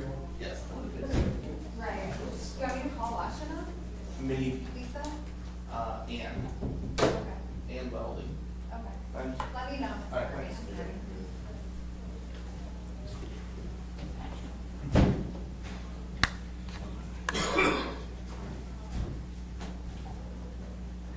I think this is officially canceled, that, because the routine activities on Gemma's course, so DraftKings is, that is now, well, boy, everyone gets their money back. I'm sure that's how it works. Yeah, there's a problem, everyone gets their money back.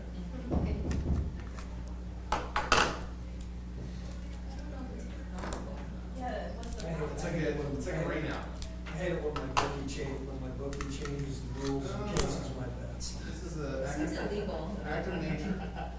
Check the terms and conditions that I sent earlier. T's and C's, people, they matter. Read the fine print.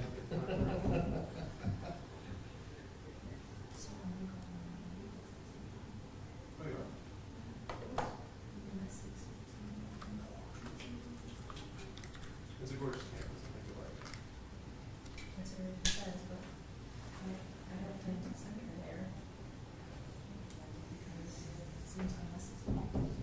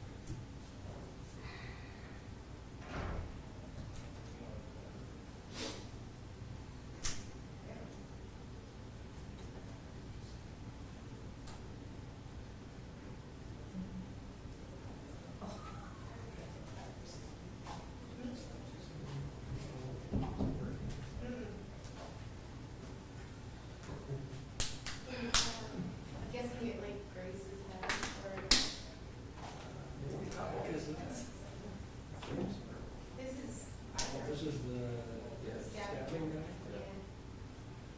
Is that the stabbing? Yes. Okay. I'll let you. I was gonna say, because I thought it was a woman that got stabbed, Yeah, wasn't it?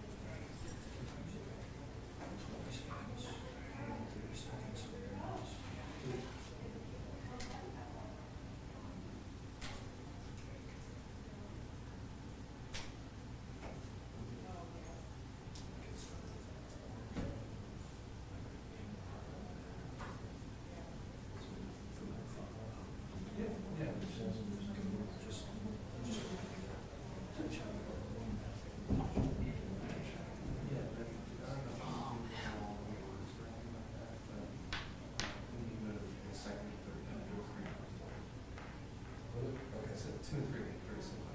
Okay. The third one just kind of shifted the dots a little bit.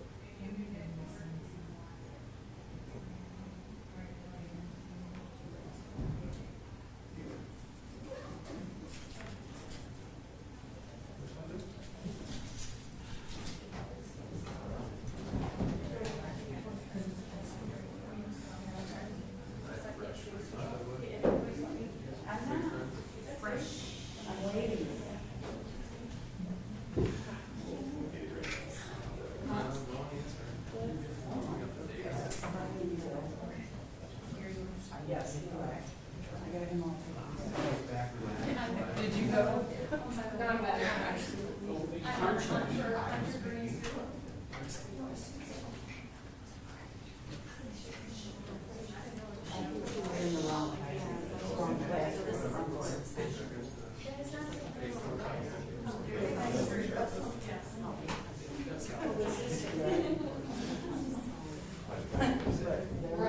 Not today, I'll have chiropractor day. I have some hair. That's why I go to Mexico, so I went down there and get a bottle of friends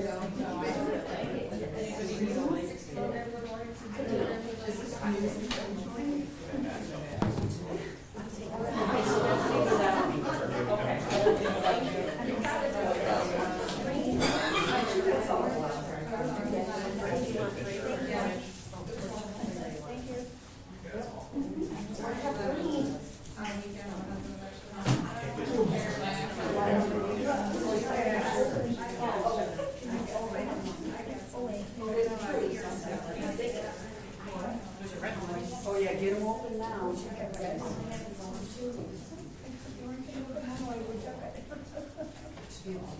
Thank you. So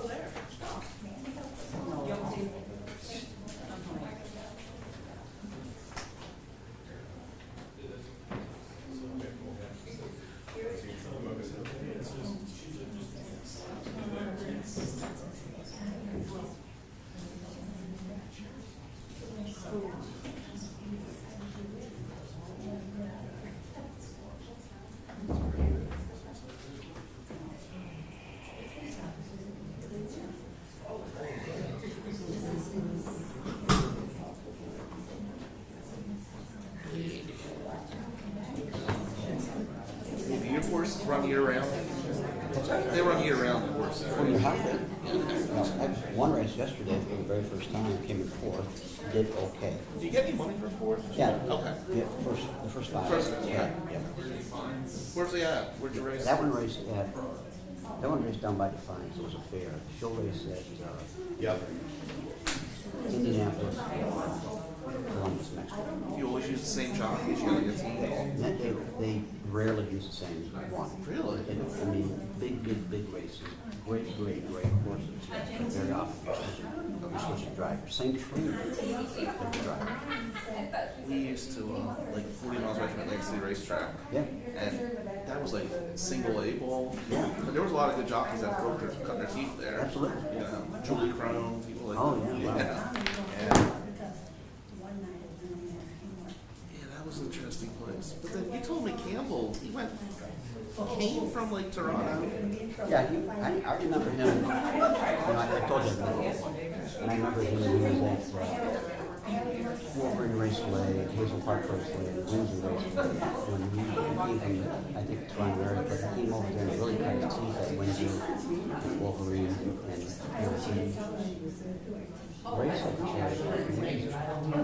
wound up going to the Meadowlands of Oakland. And he dragged a whole bunch of people, Mike people, and other drivers, Ray Remen, all that. I'm trying to think of the mother left out. Is Campbell like the Babe Ruth? He's the big one. Okay. Yep. Because he was like an icon at the Meadowlands. Yeah, he's a stud. Okay. He's Is he still racing? No, he's retired from racing. Because they could do it forever, right? Yeah, but, you know, think about your reflexes when you're 25 or 30 or 35 versus First when 60 you're or 42. Yeah, exactly, you know. Yeah, I get it. Yeah, he was dominant in the Netherlands.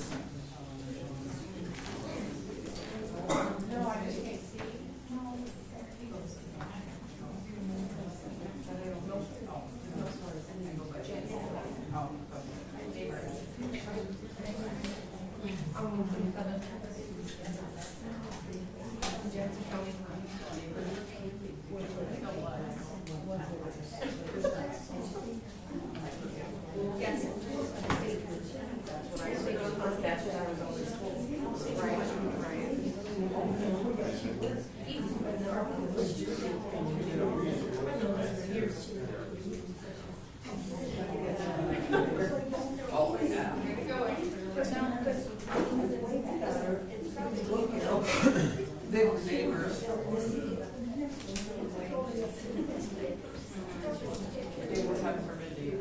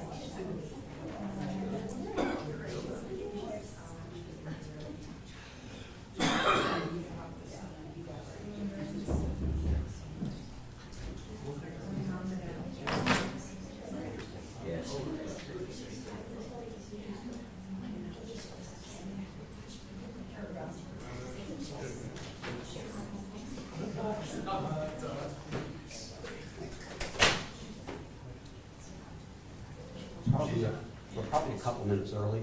She's on. She's on? Okay. And perfect. Let's do it.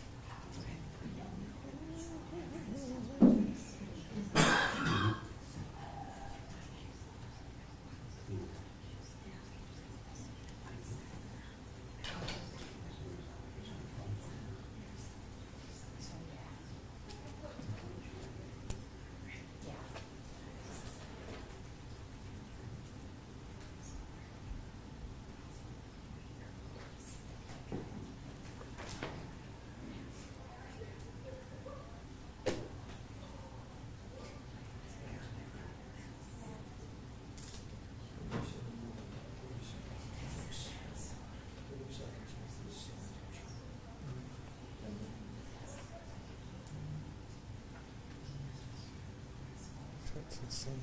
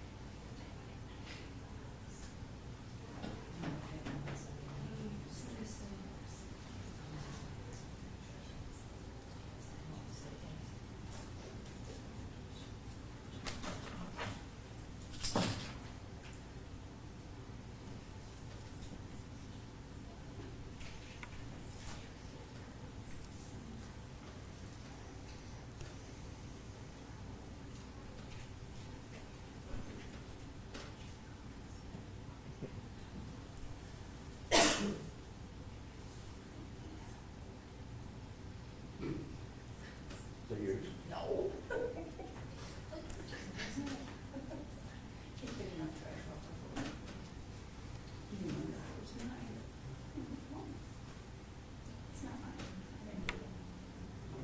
know somebody's crazy earring first. That's what I thought it was. You know, it's funny when you picked it up.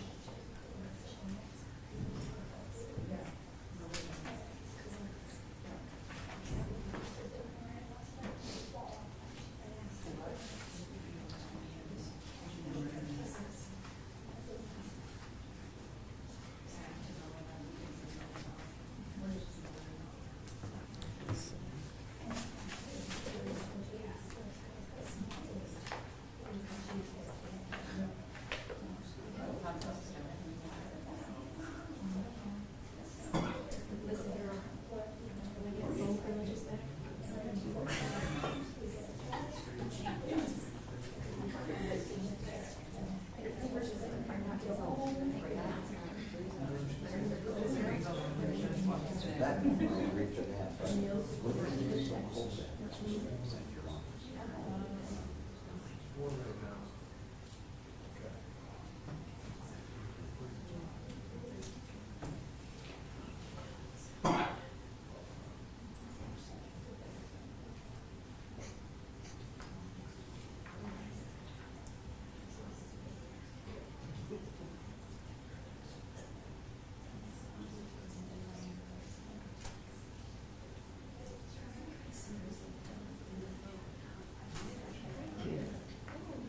Guess I should sit.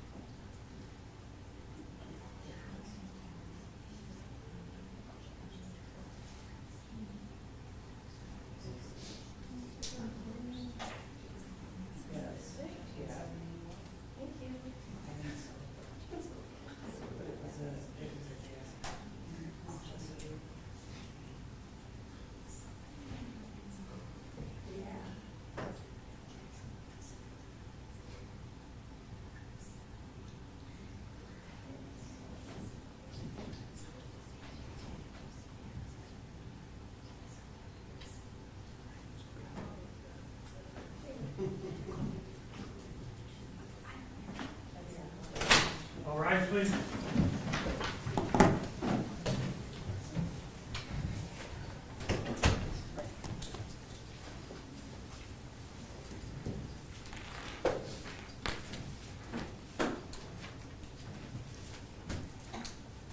Please be seated.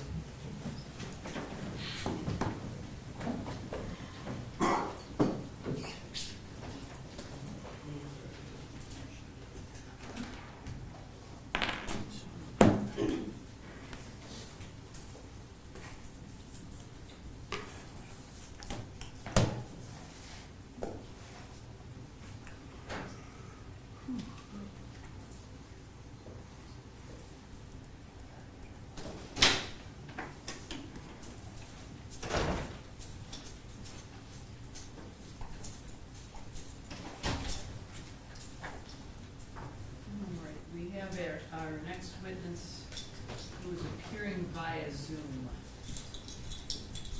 Is there any objection to her appearance and testimony via Zoom? There is none from the defense, Your Honor. Ma'am, please raise your right hand. You solemnly swear to tell the truth, the whole truth, and nothing but the truth, so help you God? I do. Ma'am, please give me your full name and spell both for the purposes of the record. My name is Michelle Lampier, Michelle, Lampier, Lamphere.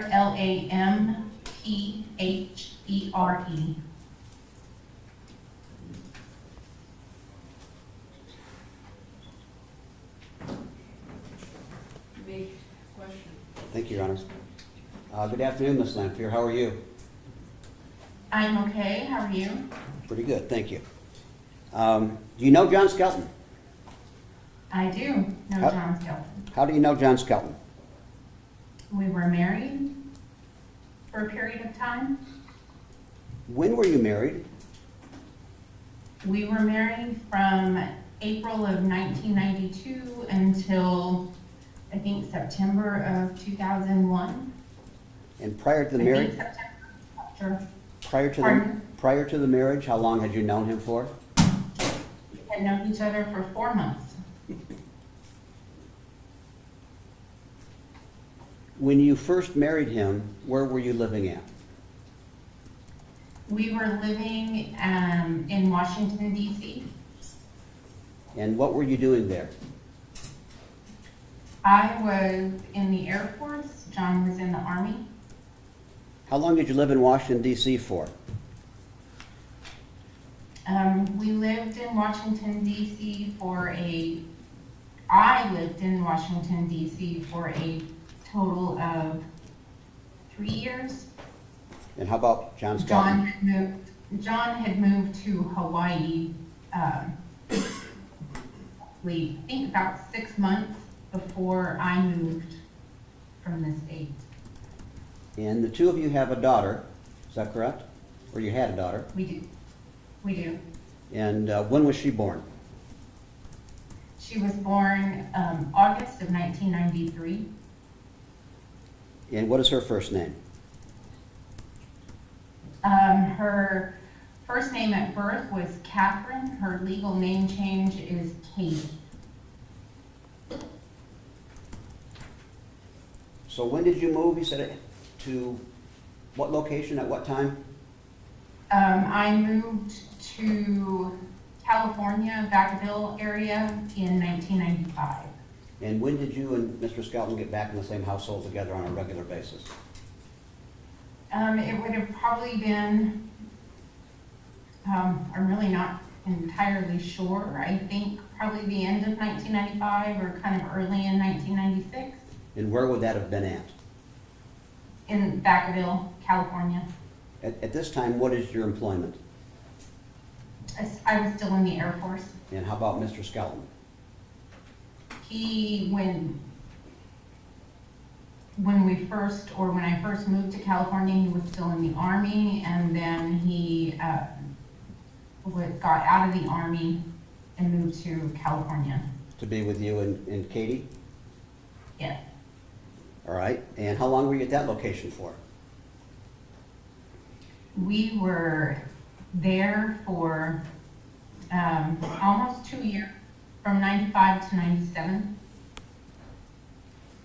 Where did you go next? Then we moved to Alaska. And why did you go there? Opportunity. So I had the opportunity to get out of the Air Force, and then I had the opportunity, or we had the opportunity to move to Alaska for a job. So we thought it was kind of one of those once in a lifetime things. So that's what we decided to do. And how long were you in Alaska for? We were in Alaska from 1997 to 2000. And during that period of time, all three of you were in the same household? Yes, until the very end of it, but yes. And at that point in time, in 2000, beginning of 2001, something along those lines, did you and he separate? Yes, we did. And walk us through what happens next in your travels and his travels. So what happened when we separated, I was moving to Boston, and I was moving there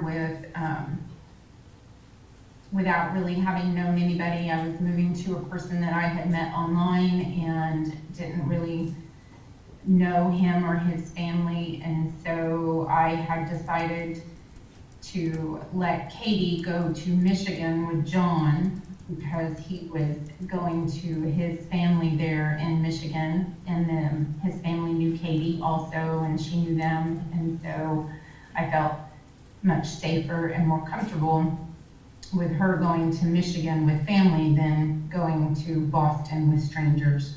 And Katie was about 7 now? She would have been about 7, yes. Probably right at that point of 6 to 7. So as you're setting up your new residence in Boston, you said, Massachusetts? Yes, Mr. Skelton comes from Alaska and resettles in the Morenci, Michigan area, is that accurate? yes. Okay. Do you know where he's living at this point in time? When he first moved there, I believe he stayed with, like when he first moved there, if I recall correctly, and it's been a long time, but I believe he stayed with his family. I would guess his Uncle Richard and Aunt Charlie. And then after that, he did, I'm not sure if he met Tanya first and then moved out into his own place, or if he moved into his own place and then met Tanya, but he didn't stay too long with his family before he got his own place and started getting settled. Now, during the course of the marriage at the various locations, did you and John get along okay? Yes, for the most part. What, if any, problems were there? The only problems really mainly were drinking and the problems that stem from drinking. By John, you're talking about? Yes. Are you able to provide any examples of what you're talking about?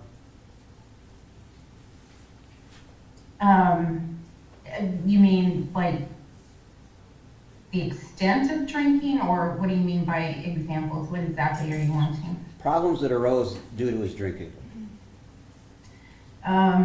Well, before we got married, my mother actually met him while he was in the psych ward at Walter Reed Army Medical Center because he had overdosed on alcohol during his bachelor party and had to be admitted to the hospital via ambulance. And then he spent a week as an inpatient. At that time? I'm sorry, you cut out. At that time, a week? Yes. Okay. And how long? So, Go ahead, finish up. I was just gonna say, and so then he was, I think from that, the Army had put him on kind of a rehab program. What was the next So- incident after that that you're remembering about his alcohol issues? There was another incident where he'd been extremely intoxicated playing racquetball at an apartment complex that we lived in, and he ended up having to go to the emergency room after getting hit by one of the balls in the eye, and his eye got extremely swollen, so that he was extremely drunk at that point. And before we took him, he would get sometimes kind of angry or upset when he was highly intoxicated. And so he had kicked out the trellis of the balcony of the apartment on that occasion before we took him to the ER because of the racquetball. Roughly how long after the week or so he spent in rehab did that occur? That would have been several months after that, because that was in our first apartment that we lived in. Okay, was there another incident that occurred subsequent to that? There was an incident, probably the biggest incident was when we were living still at Andrews Air Force Base in Maryland, and that was where he had been extremely intoxicated at a party, and that ended up with his arrest because he had brought out a loaded shotgun, and the partygoers or the people at the party, I had felt extremely threatened. He came and got it. Well, I had already left the party when he came and got it and took the gun back to the party, and cops were called for that, and he was arrested for that and then permanently banned from Andrews Air Force Base. How did he get a hold of this shotgun? It was his. It belonged to him. Where was it at? It was in our closet, Like in a bedroom? in our bedroom closet, the master bedroom closet. And did you see this happen?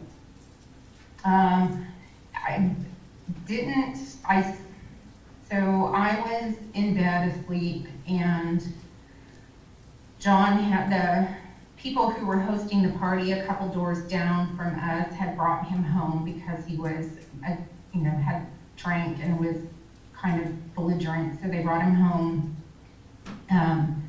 And he came up, they put him on the couch, which was downstairs, the living room couch, which was downstairs. And then they brought him, and then he came upstairs and just kind of leaned in the bed and said something to me, and then I could feel him push himself back off the bed, and I don't know what instinct it was, but I instantly got up out of the bed and flipped on the light, and I saw him reaching into the closet, and so I knew exactly what was in the closet. So I put the light back off, ran down the hall and grabbed Katie out of her crib, and then ran back to the neighbors, kind of yelling for them to call the police. So I didn't actually see him physically grab the gun. I saw him physically grabbing into the closet, and the result was he came out with a gun. And that was a situation where he was subsequently arrested? Yes. Okay. What happens next in this type of intoxication-related incidents? Was there another one? That was probably the biggest one. There were several, when we lived in Alaska, I know we had gone to the neighbors, and they had asked me not to bring him to other parties again because of his drinking. I know he would drink and drive occasionally, or sometimes drink and drive, and he had knocked out like the neighbors' mailboxes while driving intoxicated one time. One time he was driving back from Walter Reed to Andrews Air Force Base, and he told me, and I did not witness this, but he had told me he was pretending to be a cop and pulling people over, like by flashing his lights on the highway. Did a situation occur at one point in time that involved some sort of a pipe wrench or a wrench of some nature? Oh, that was so I guess let me back up. The incident with the truck was actually our second apartment. Our very first apartment, yes, that was shortly after we got married. He had found a very large pipe wrench when he was walking home from work or from the club at work. And that particular instant, he would get kind of belligerent when he drinks. He gets kind of angry or upset. And so this particular incident with this pipe wrench, and I mean, it was one of those very big pipe wrenches. And he was, I don't know if he was threatening me or he was just behaving threatening, but he put a hole in the wall next to my head with the pipe wrench and then sat there for the next hour, hour and a half, telling me about this pipe wrench. And I just had to sit there and listen because there was already a hole in the wall next to my head and I was afraid to move. How big a pipe wrench are we talking about? Can you describe the length or size of it? It was probably, I mean, it was one of the big pipe wrenches. It was probably at least a good 2 feet.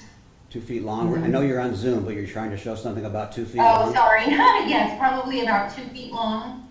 And I would say the wrench part of it was probably at least, I mean, I was 19 years old. I didn't know what measurements were, but probably a good 6 inches or so. And at some So point, there were just numerous incidents like that. Those were just kind of some of the examples. And John did not drink all the time. He was not a daily drinker, but when he did drink, he didn't stop drinking. until what? Until he passed out.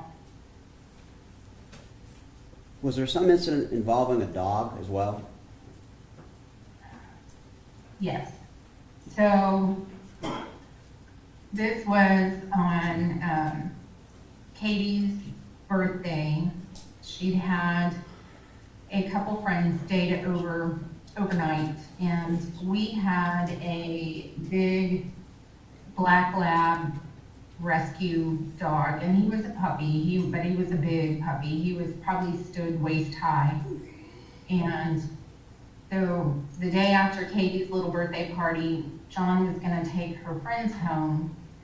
And when we had opened the door, the dog, and I went out onto the porch. This was when we lived in Alaska. The porch, I was standing on the porch and the dog ran out the door and kind of knocked me off the porch, and I sprained my ankle. And so, and the dog kind of ran off. And so I really didn't think much of it. My ankle was sprained, so I went back into the house. John carried on and took the kids home. There were 2 girls, and Katie went with him. And so a little bit later, I called the mother of one of the girls, and I was just like, oh, I'm sitting here laid up because Alex, that was the name of the dog, knocked me off the porch.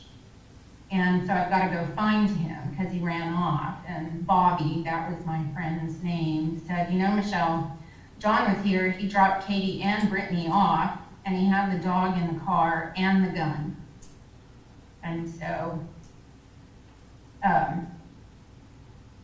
so basically John had taken the dog, had found the dog, taken the dog, and took him out to the woods and shot him.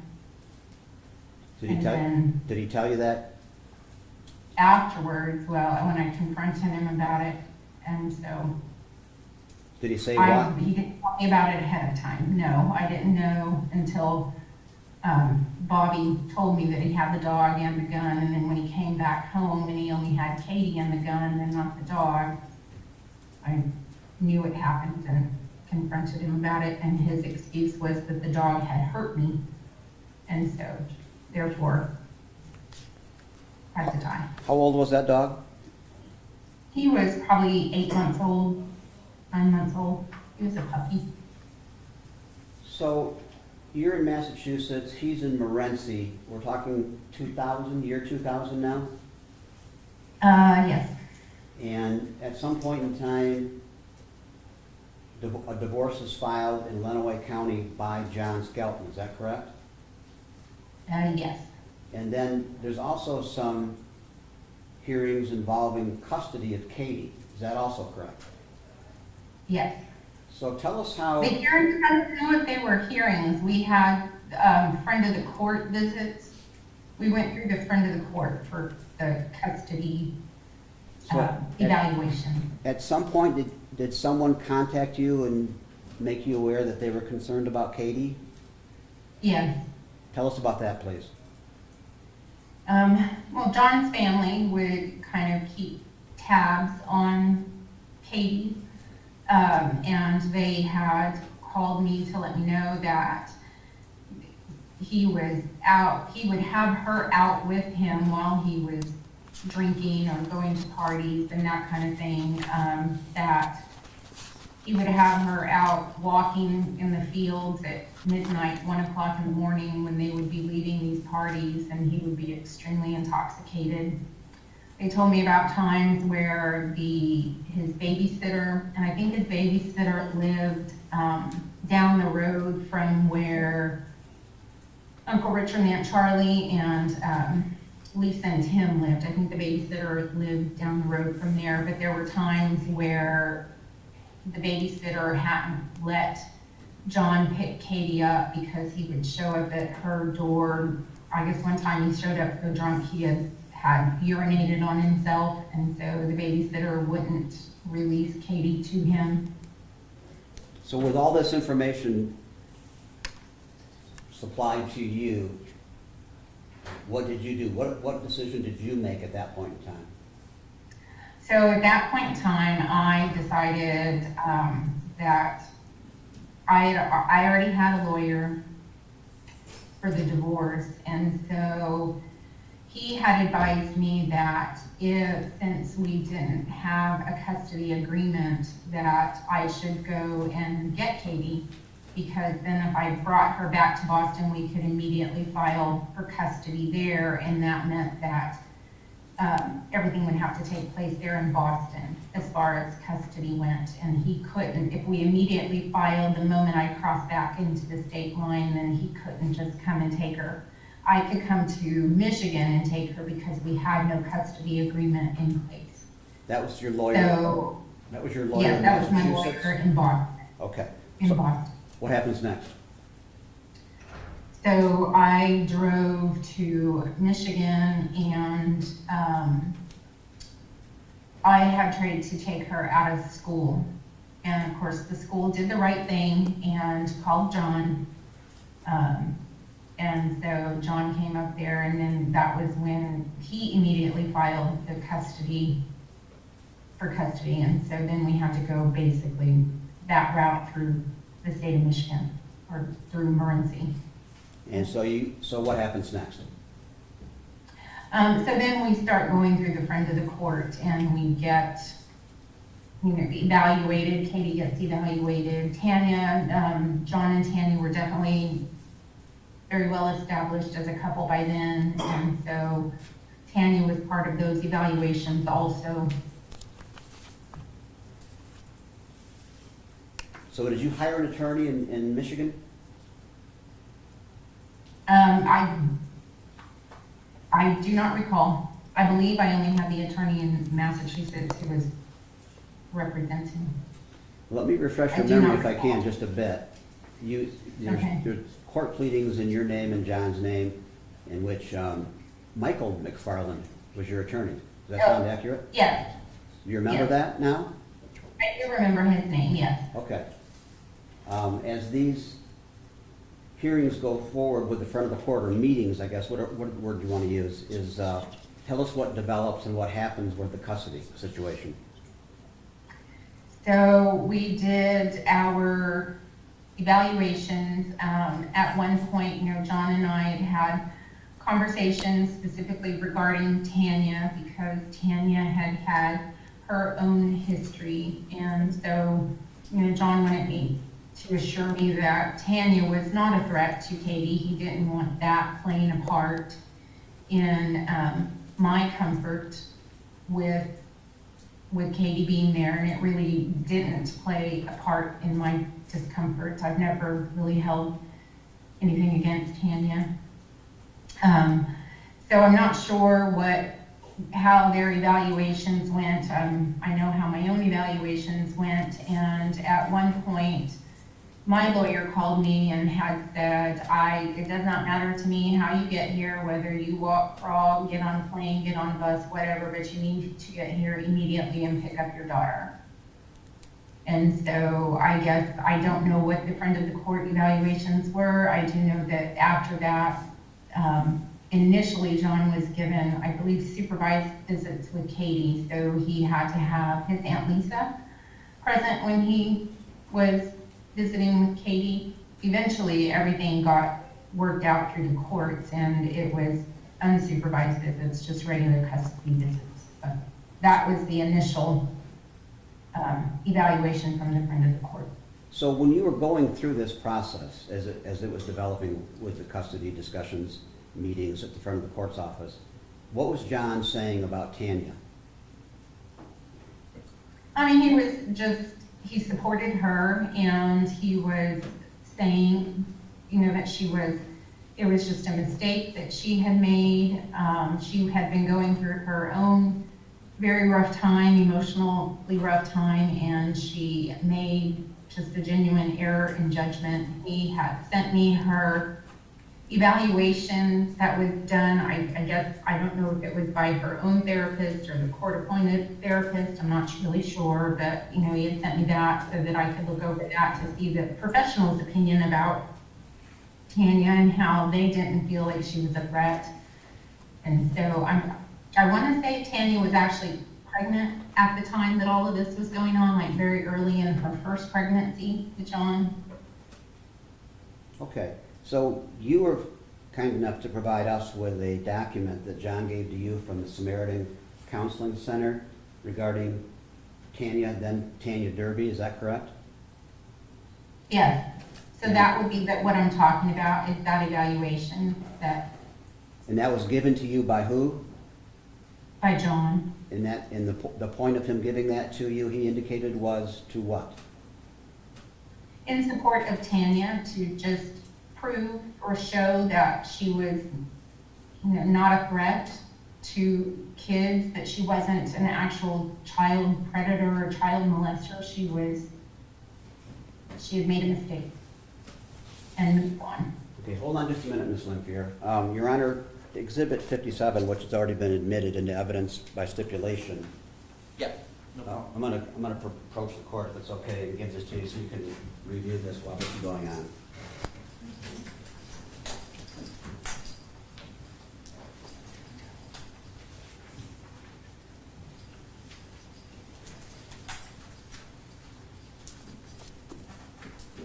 So after the time that you had obtained custody, eventually there was a divorce that was finalized, correct?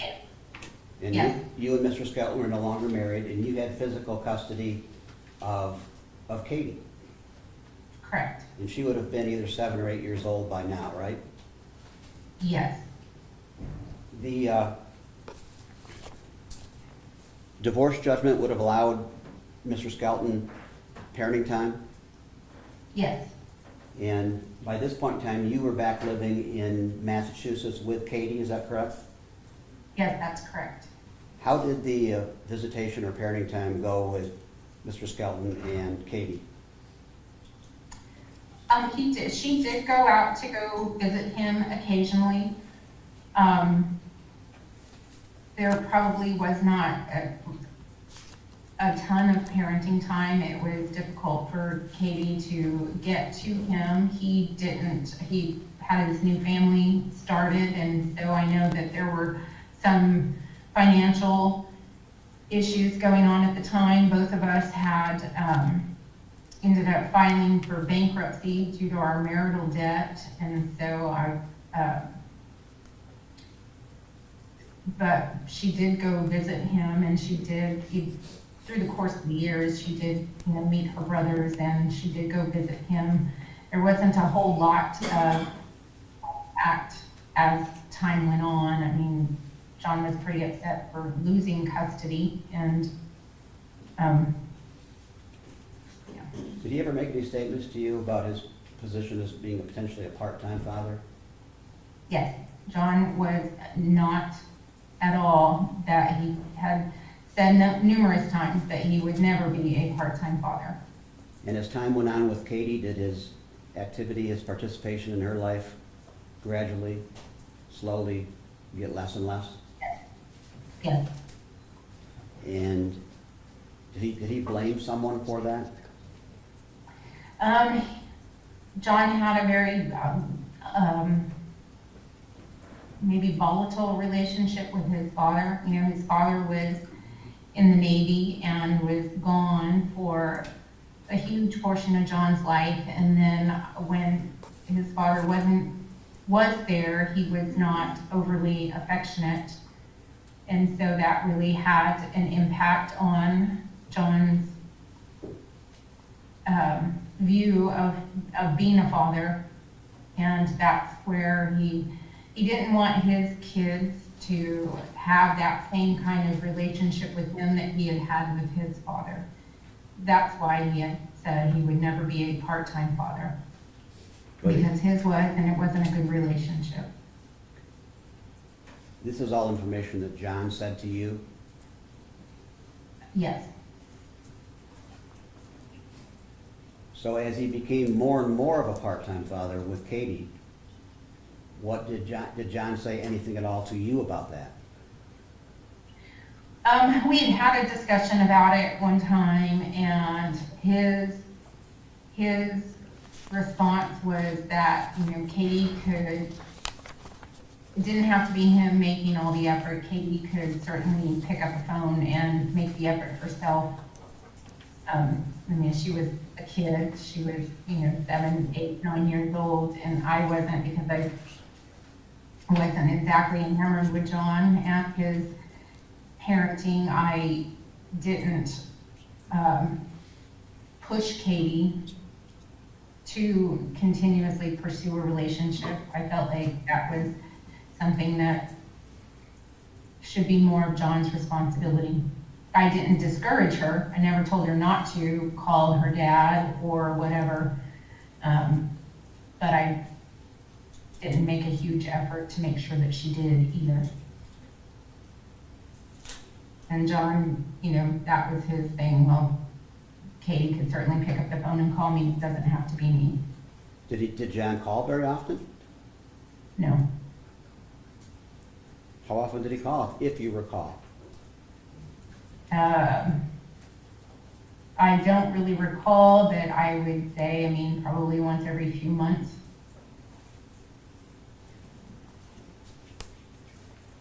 Was there a child support order he was required to pay to you? There was, yep. Do you recall whether it was very much? I want to say it was around, I think it was $73 a week, I think. Did he pay that regularly to you? He did for a bit, and then something happened with his employment. I think he lost employment. He had an incident when he was a truck driver. He had an incident, and I'm not sure if it was a drinking and driving incident, but he had lost his employment, and I didn't get child support then. When he did have local employment, his family would let me know where he was working, and so I could contact the employers and they could garnish his paychecks. I did, for one period of time, forgive the child support debt, and so then I still didn't get it, on any sort of regular basis, and they asked me again if I would forgive it, and at that point I was like, well, no, you do have a child, whether or not you want to acknowledge you have a child, you can still pay for the child you have. So someone reached out to you to see if you would forgive child support that John owed to you for Katie's support? Yes. Do you know who reached out to you? Well, it would have been John. Would Tanya have ever reached out and had a discussion with you about that? Potentially, but I don't recall that she did. Tanya and I didn't really have a lot of conversations. So when custody was awarded to you following those front of the court meetings, do you know whether or not at that time if Tanya was pregnant with Andrew? I believe she was. I'm pretty sure that one of the first times I met Tanya was there going to those, either when I came and tried to take Katie or when we went to the front of the court. And yes, she was already pregnant. What, if anything, you think that played in these child support, parenting time, lessening over the years with John?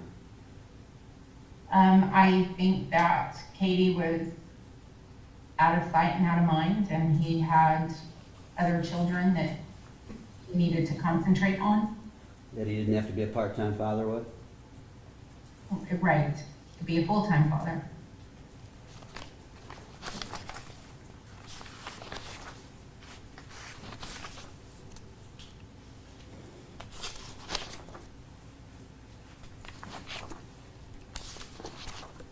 As time wore on, did you become aware that there was some marital difficulties with John and Tanya? Not really. I didn't have a very close relationship with them at this point. I'm not sure. I do not recall if his sister, Lucinda, had mentioned anything to me or not, because I have kept relationships with his sister and his mother. But it wasn't really anything that I considered part of my business, and so it's not something I asked about or questioned. So did, you said you kept a relationship alive with Lucinda and John's sister and Roxanne, his mother? Yes, Did Katie? yes. Tell us about that. How was that arranged and how did you facilitate that? Katie has always tried to stay close to, especially her grandfather and her Aunt Lou. She would go down there and visit them, spend time down there with them over some of her school breaks and that kind of thing, and they would talk periodically on the phone.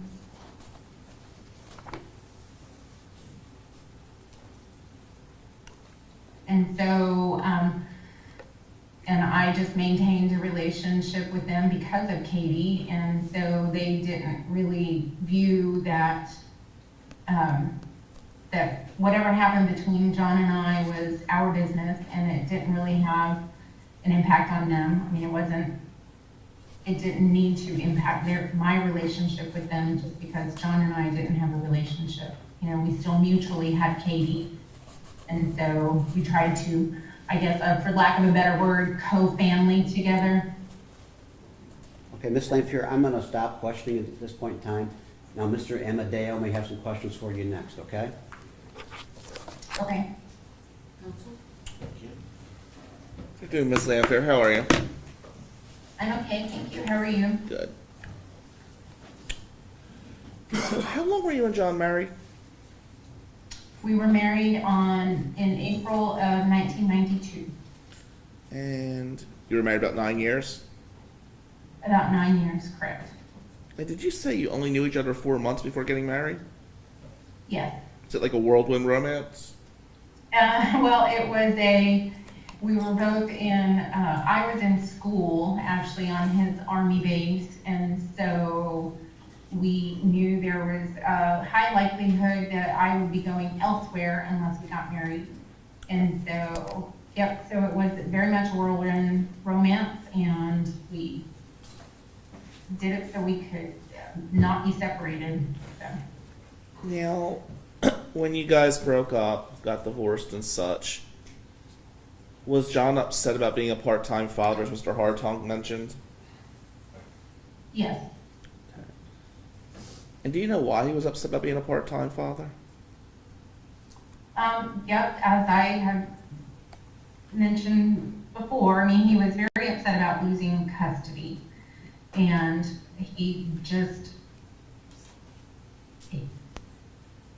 being a part-time father was something that had a kind of negative connotation for him because of his relationship with his dad, and his dad having been gone so much of his life through his Navy career. And so John took that very negatively, and they didn't have us, his father was not overly emotional type of person. He didn't, tell John all the time how much he loved him or anything like that. Never told him he loved him when he was there. And so John just was determined that he was not going to have that sort of relationship with his own kid. Did John ever try to keep Katie from you?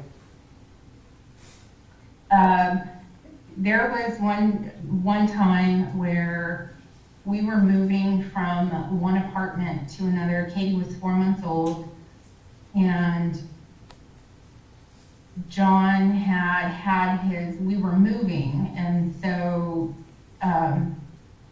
John's mother came up to take Katie down to Florida for the week. And I did not know, but he had been having conversations with his mother that she was just going to keep Katie and not bring her back because John was actually going to divorce me because I no longer like to party and drink like he did. I had settled down too much after having Katie, and so he didn't think it was a very viable relationship for us anymore, and he was going to file for divorce and take custody of Katie. Now, you mentioned you had a relationship with Roxanne, his mother, correct? Yes. And Lucinda, his sister? Yes. How would you describe a relationship? Were you guys friends? Were you like family members? How was it during the marriage? And more importantly, how was it after the marriage? So Roxanne and I started out kind of rocky, and then we became family. And John's sister Lucinda, I mean, we've always been friends or family. We got along. Anytime we saw them, we hung out together or whatever. We could have a good time. Roxanne and I were the ones that we started out a little difficult, and we had to work out on that relationship, and we did, and we became close, especially after Katie was born, because that was her grandchild, and she very much loved her grandchildren. And would you still consider them friends today? I do. I mean, it's a little more strained now because of this entire situation, but I do still have contact with them. I do still talk to them. When John's father passed away, I took Katie down there so that she could be with him, and I stayed with Lucinda and certainly visited with Roxanne. When John took Katie to Florida, was Katie harmed in any way? No. Did you ever fear John was going to harm Katie? Did I ever fear that John was going to harm Katie? Yes. No.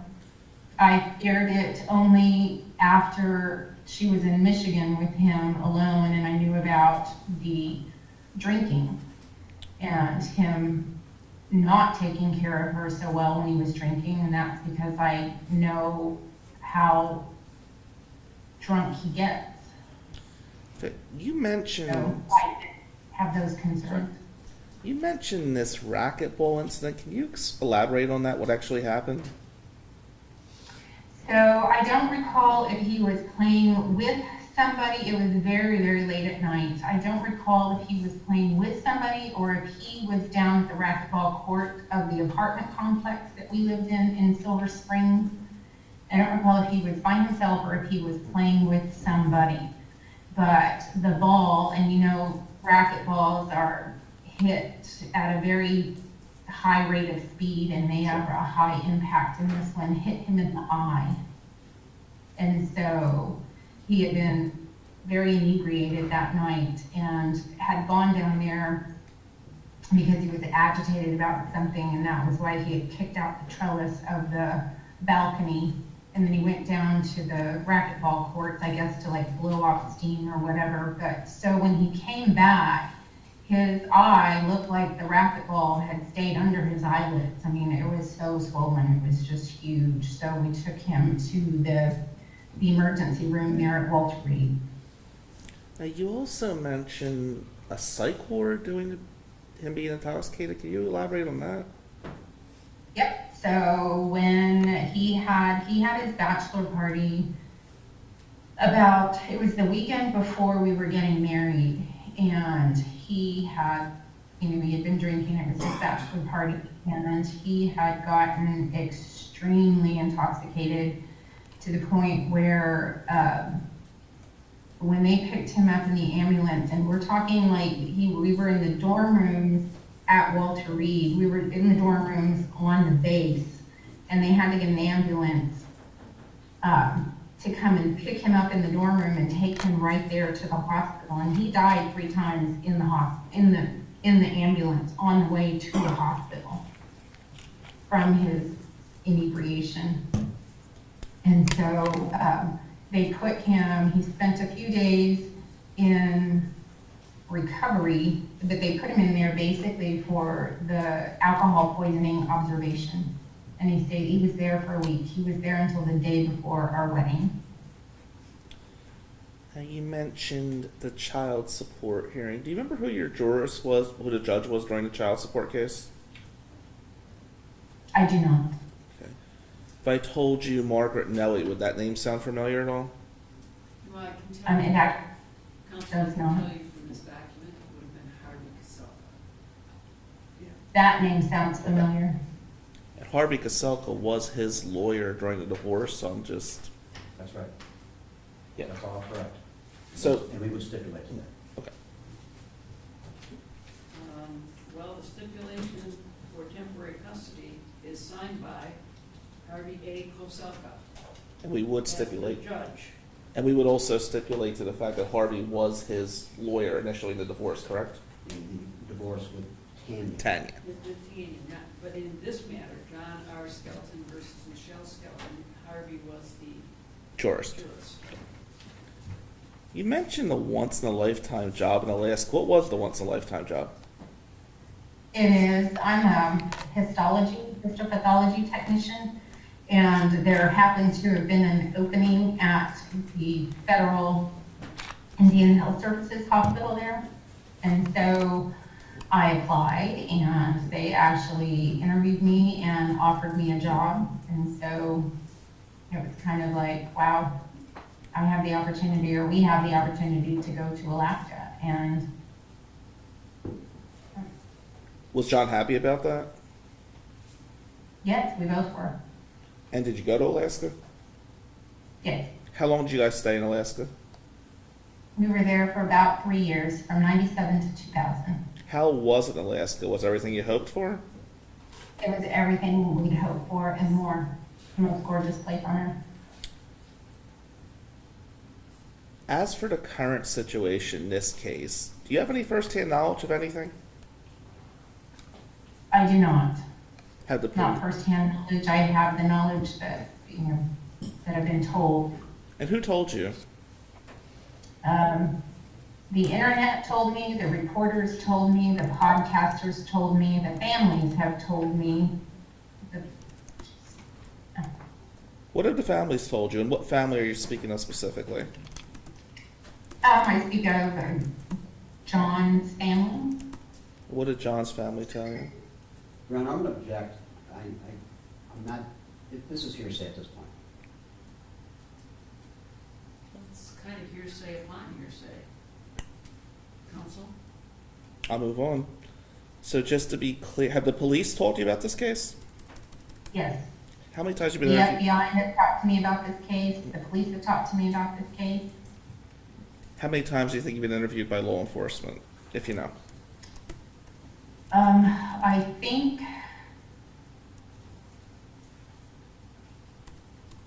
4 times. It's either 3 times or 4 times. I know the FBI interviewed me more than once in the beginning. And then I have been interviewed by a detective more recently, How recently? within the last few months. Who was the detective that interviewed you in the last couple of months?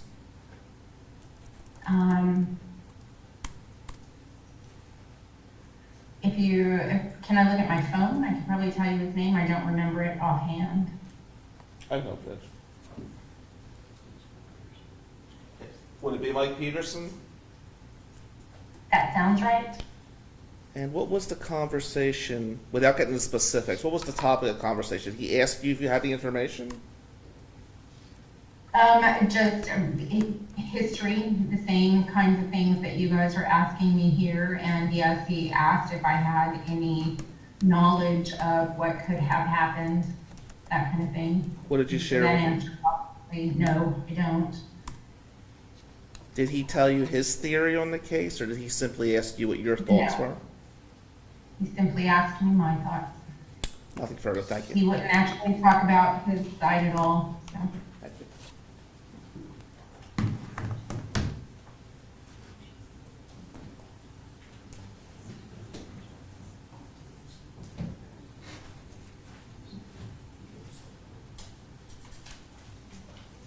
Oh, here's the question. Oh, yeah. Correct? Thank you, Your Honor.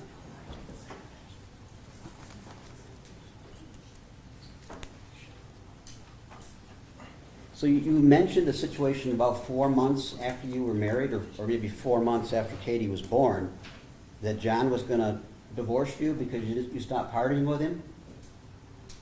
Yep, Katie was 4 months old. So it was 4 months after Katie was born. He was arranging to have his mother to take Katie to Florida and stay with his mother? Yes. How did you find this out? He told me after Katie had already gone to Florida, because we were moving our apartment, and so we had decided together that his mother would come and take Katie down to Florida with her for a week while we were moving, since we would be so busy packing and getting our furniture moved and all of that kind of stuff. And so while we were in the middle of moving, we said, oh, by the way, I'm filing for divorce and I'm gonna take custody and Katie is gonna stay with my mother. And what did you say to Until him? I said, please don't, and I begged not to get divorced. I was, young and didn't know any better. I just thought that could happen. I didn't know at that time that there was a such thing as custody fights. I just thought, oh no, I'm not gonna lose my daughter, so I'll stay married because I'm not gonna lose my daughter. And when the divorce was filed in Michigan years later, John was the plaintiff in that case and you were the defendant, is that correct? Yes. If that's what it says on those papers that the judge has, that's what it is. Did I'm not sure. Mr. Amadeo? I mean, he filed and I didn't. Yes. Okay, then yes. Did Mr. Amadeo ask you a question along the lines whether or not you had any concern about harm to Katie by John? You recall that question? Yes. Didn't something happen in a bedroom once? There was a comment made by Katie when she was very young, and I had discussed that comment with the friend of the court. I brought that comment up to the friend of the court, but after Katie had made that comment, and it was a sexual comment, it was sexual in nature, she was very young, I had to kind of evaluate that situation to decide whether or not I thought something was going on, whether or not I thought he was doing something. And Katie was not distressed. Katie was not Her demeanor had not changed, her things like that had not changed, and so I didn't take it to authorities. I did let the friend of the court know that that was a comment that had been made, and so I feel certain that the friend of the court probably talked to her about it when she was being evaluated by them, but I was not privy to that conversation. Does Katie have a relationship with her father at this stage of life? No. Is John still her legal father? No. Can you explain that? So once Katie got older and became an adult, she asked my husband if he would legally adopt her, and so he did. Because she didn't at that point have, and had not had, a relationship with John for a very long time, and so. And what if you know, what was John's reaction to that? I was told that he was very angry and very hurt and very upset. And so. Who told you that? It was probably Lucinda. It might have been his mom. I don't know if she told Katie, and then Katie told me. That's probably the most logical thing, is that his mother was extremely upset about it too. And so I think that it was probably his mother that told Katie, and then Katie told me. Did you yourself have any discussion with either Roxanne Skelton or Lucinda about this issue? No, and I don't recall that I did. I know we had to send a notification to John, like a legal notification to John. But I think Katie probably bore the brunt of the conversations with Lucinda and Roxanne, and I don't think Roxanne talked to her for a very long time after that. She was very mad, very upset. You told Mr. Amadeo that you weren't afraid that John would harm Katie. Do you still feel that way now? I prefer not to answer that. I have no further questions, Your Honor. Thank you. So when John lost parental rights to Katie, do you understand why he was hurt? Of course. Do you think anybody would have been hurt in that situation? I think that anybody could have been hurt, but I think that also have to take a look at the reason why, and do some self-reflection, and not blame the other person for your own shortcomings. And to your knowledge, even upon being hurt and learning about this, did he ever try to do anything harmful to Katie after that? No, because he was in jail. So he hasn't, to my knowledge, I think when he first went to jail, he wrote Katie a couple of times. And then to my knowledge, I don't think he's had contact with her afterwards. He's had some conversations with her when she's been down in Florida visiting her grandparents. But other than that, I don't think that there is much contact at all. Thank you. And had not been even prior to the adoption.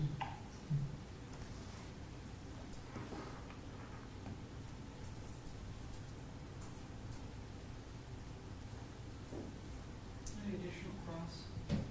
No, no, the further judge, thank you. Any response?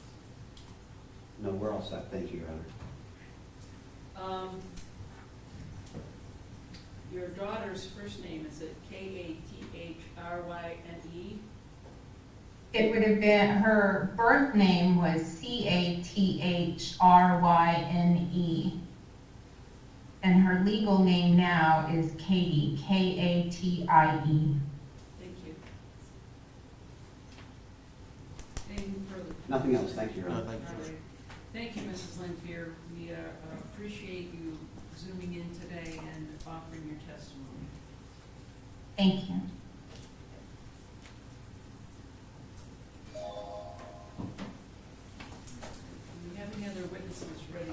Not today, Your Honor.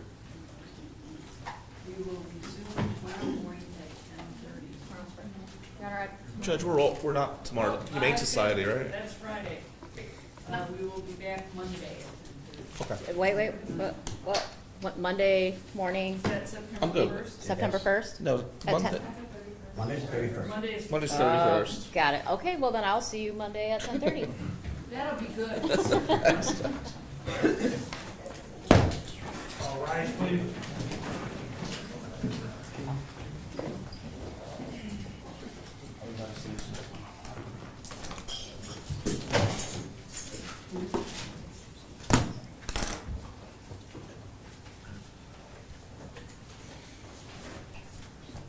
TD, you want us to take that exhibit back?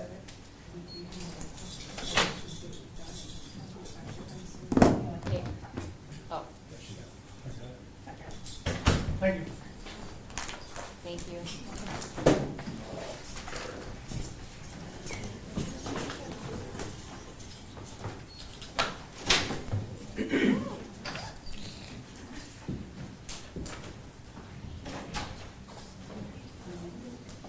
Oh, thank you. Yes, sir. Yeah, you want-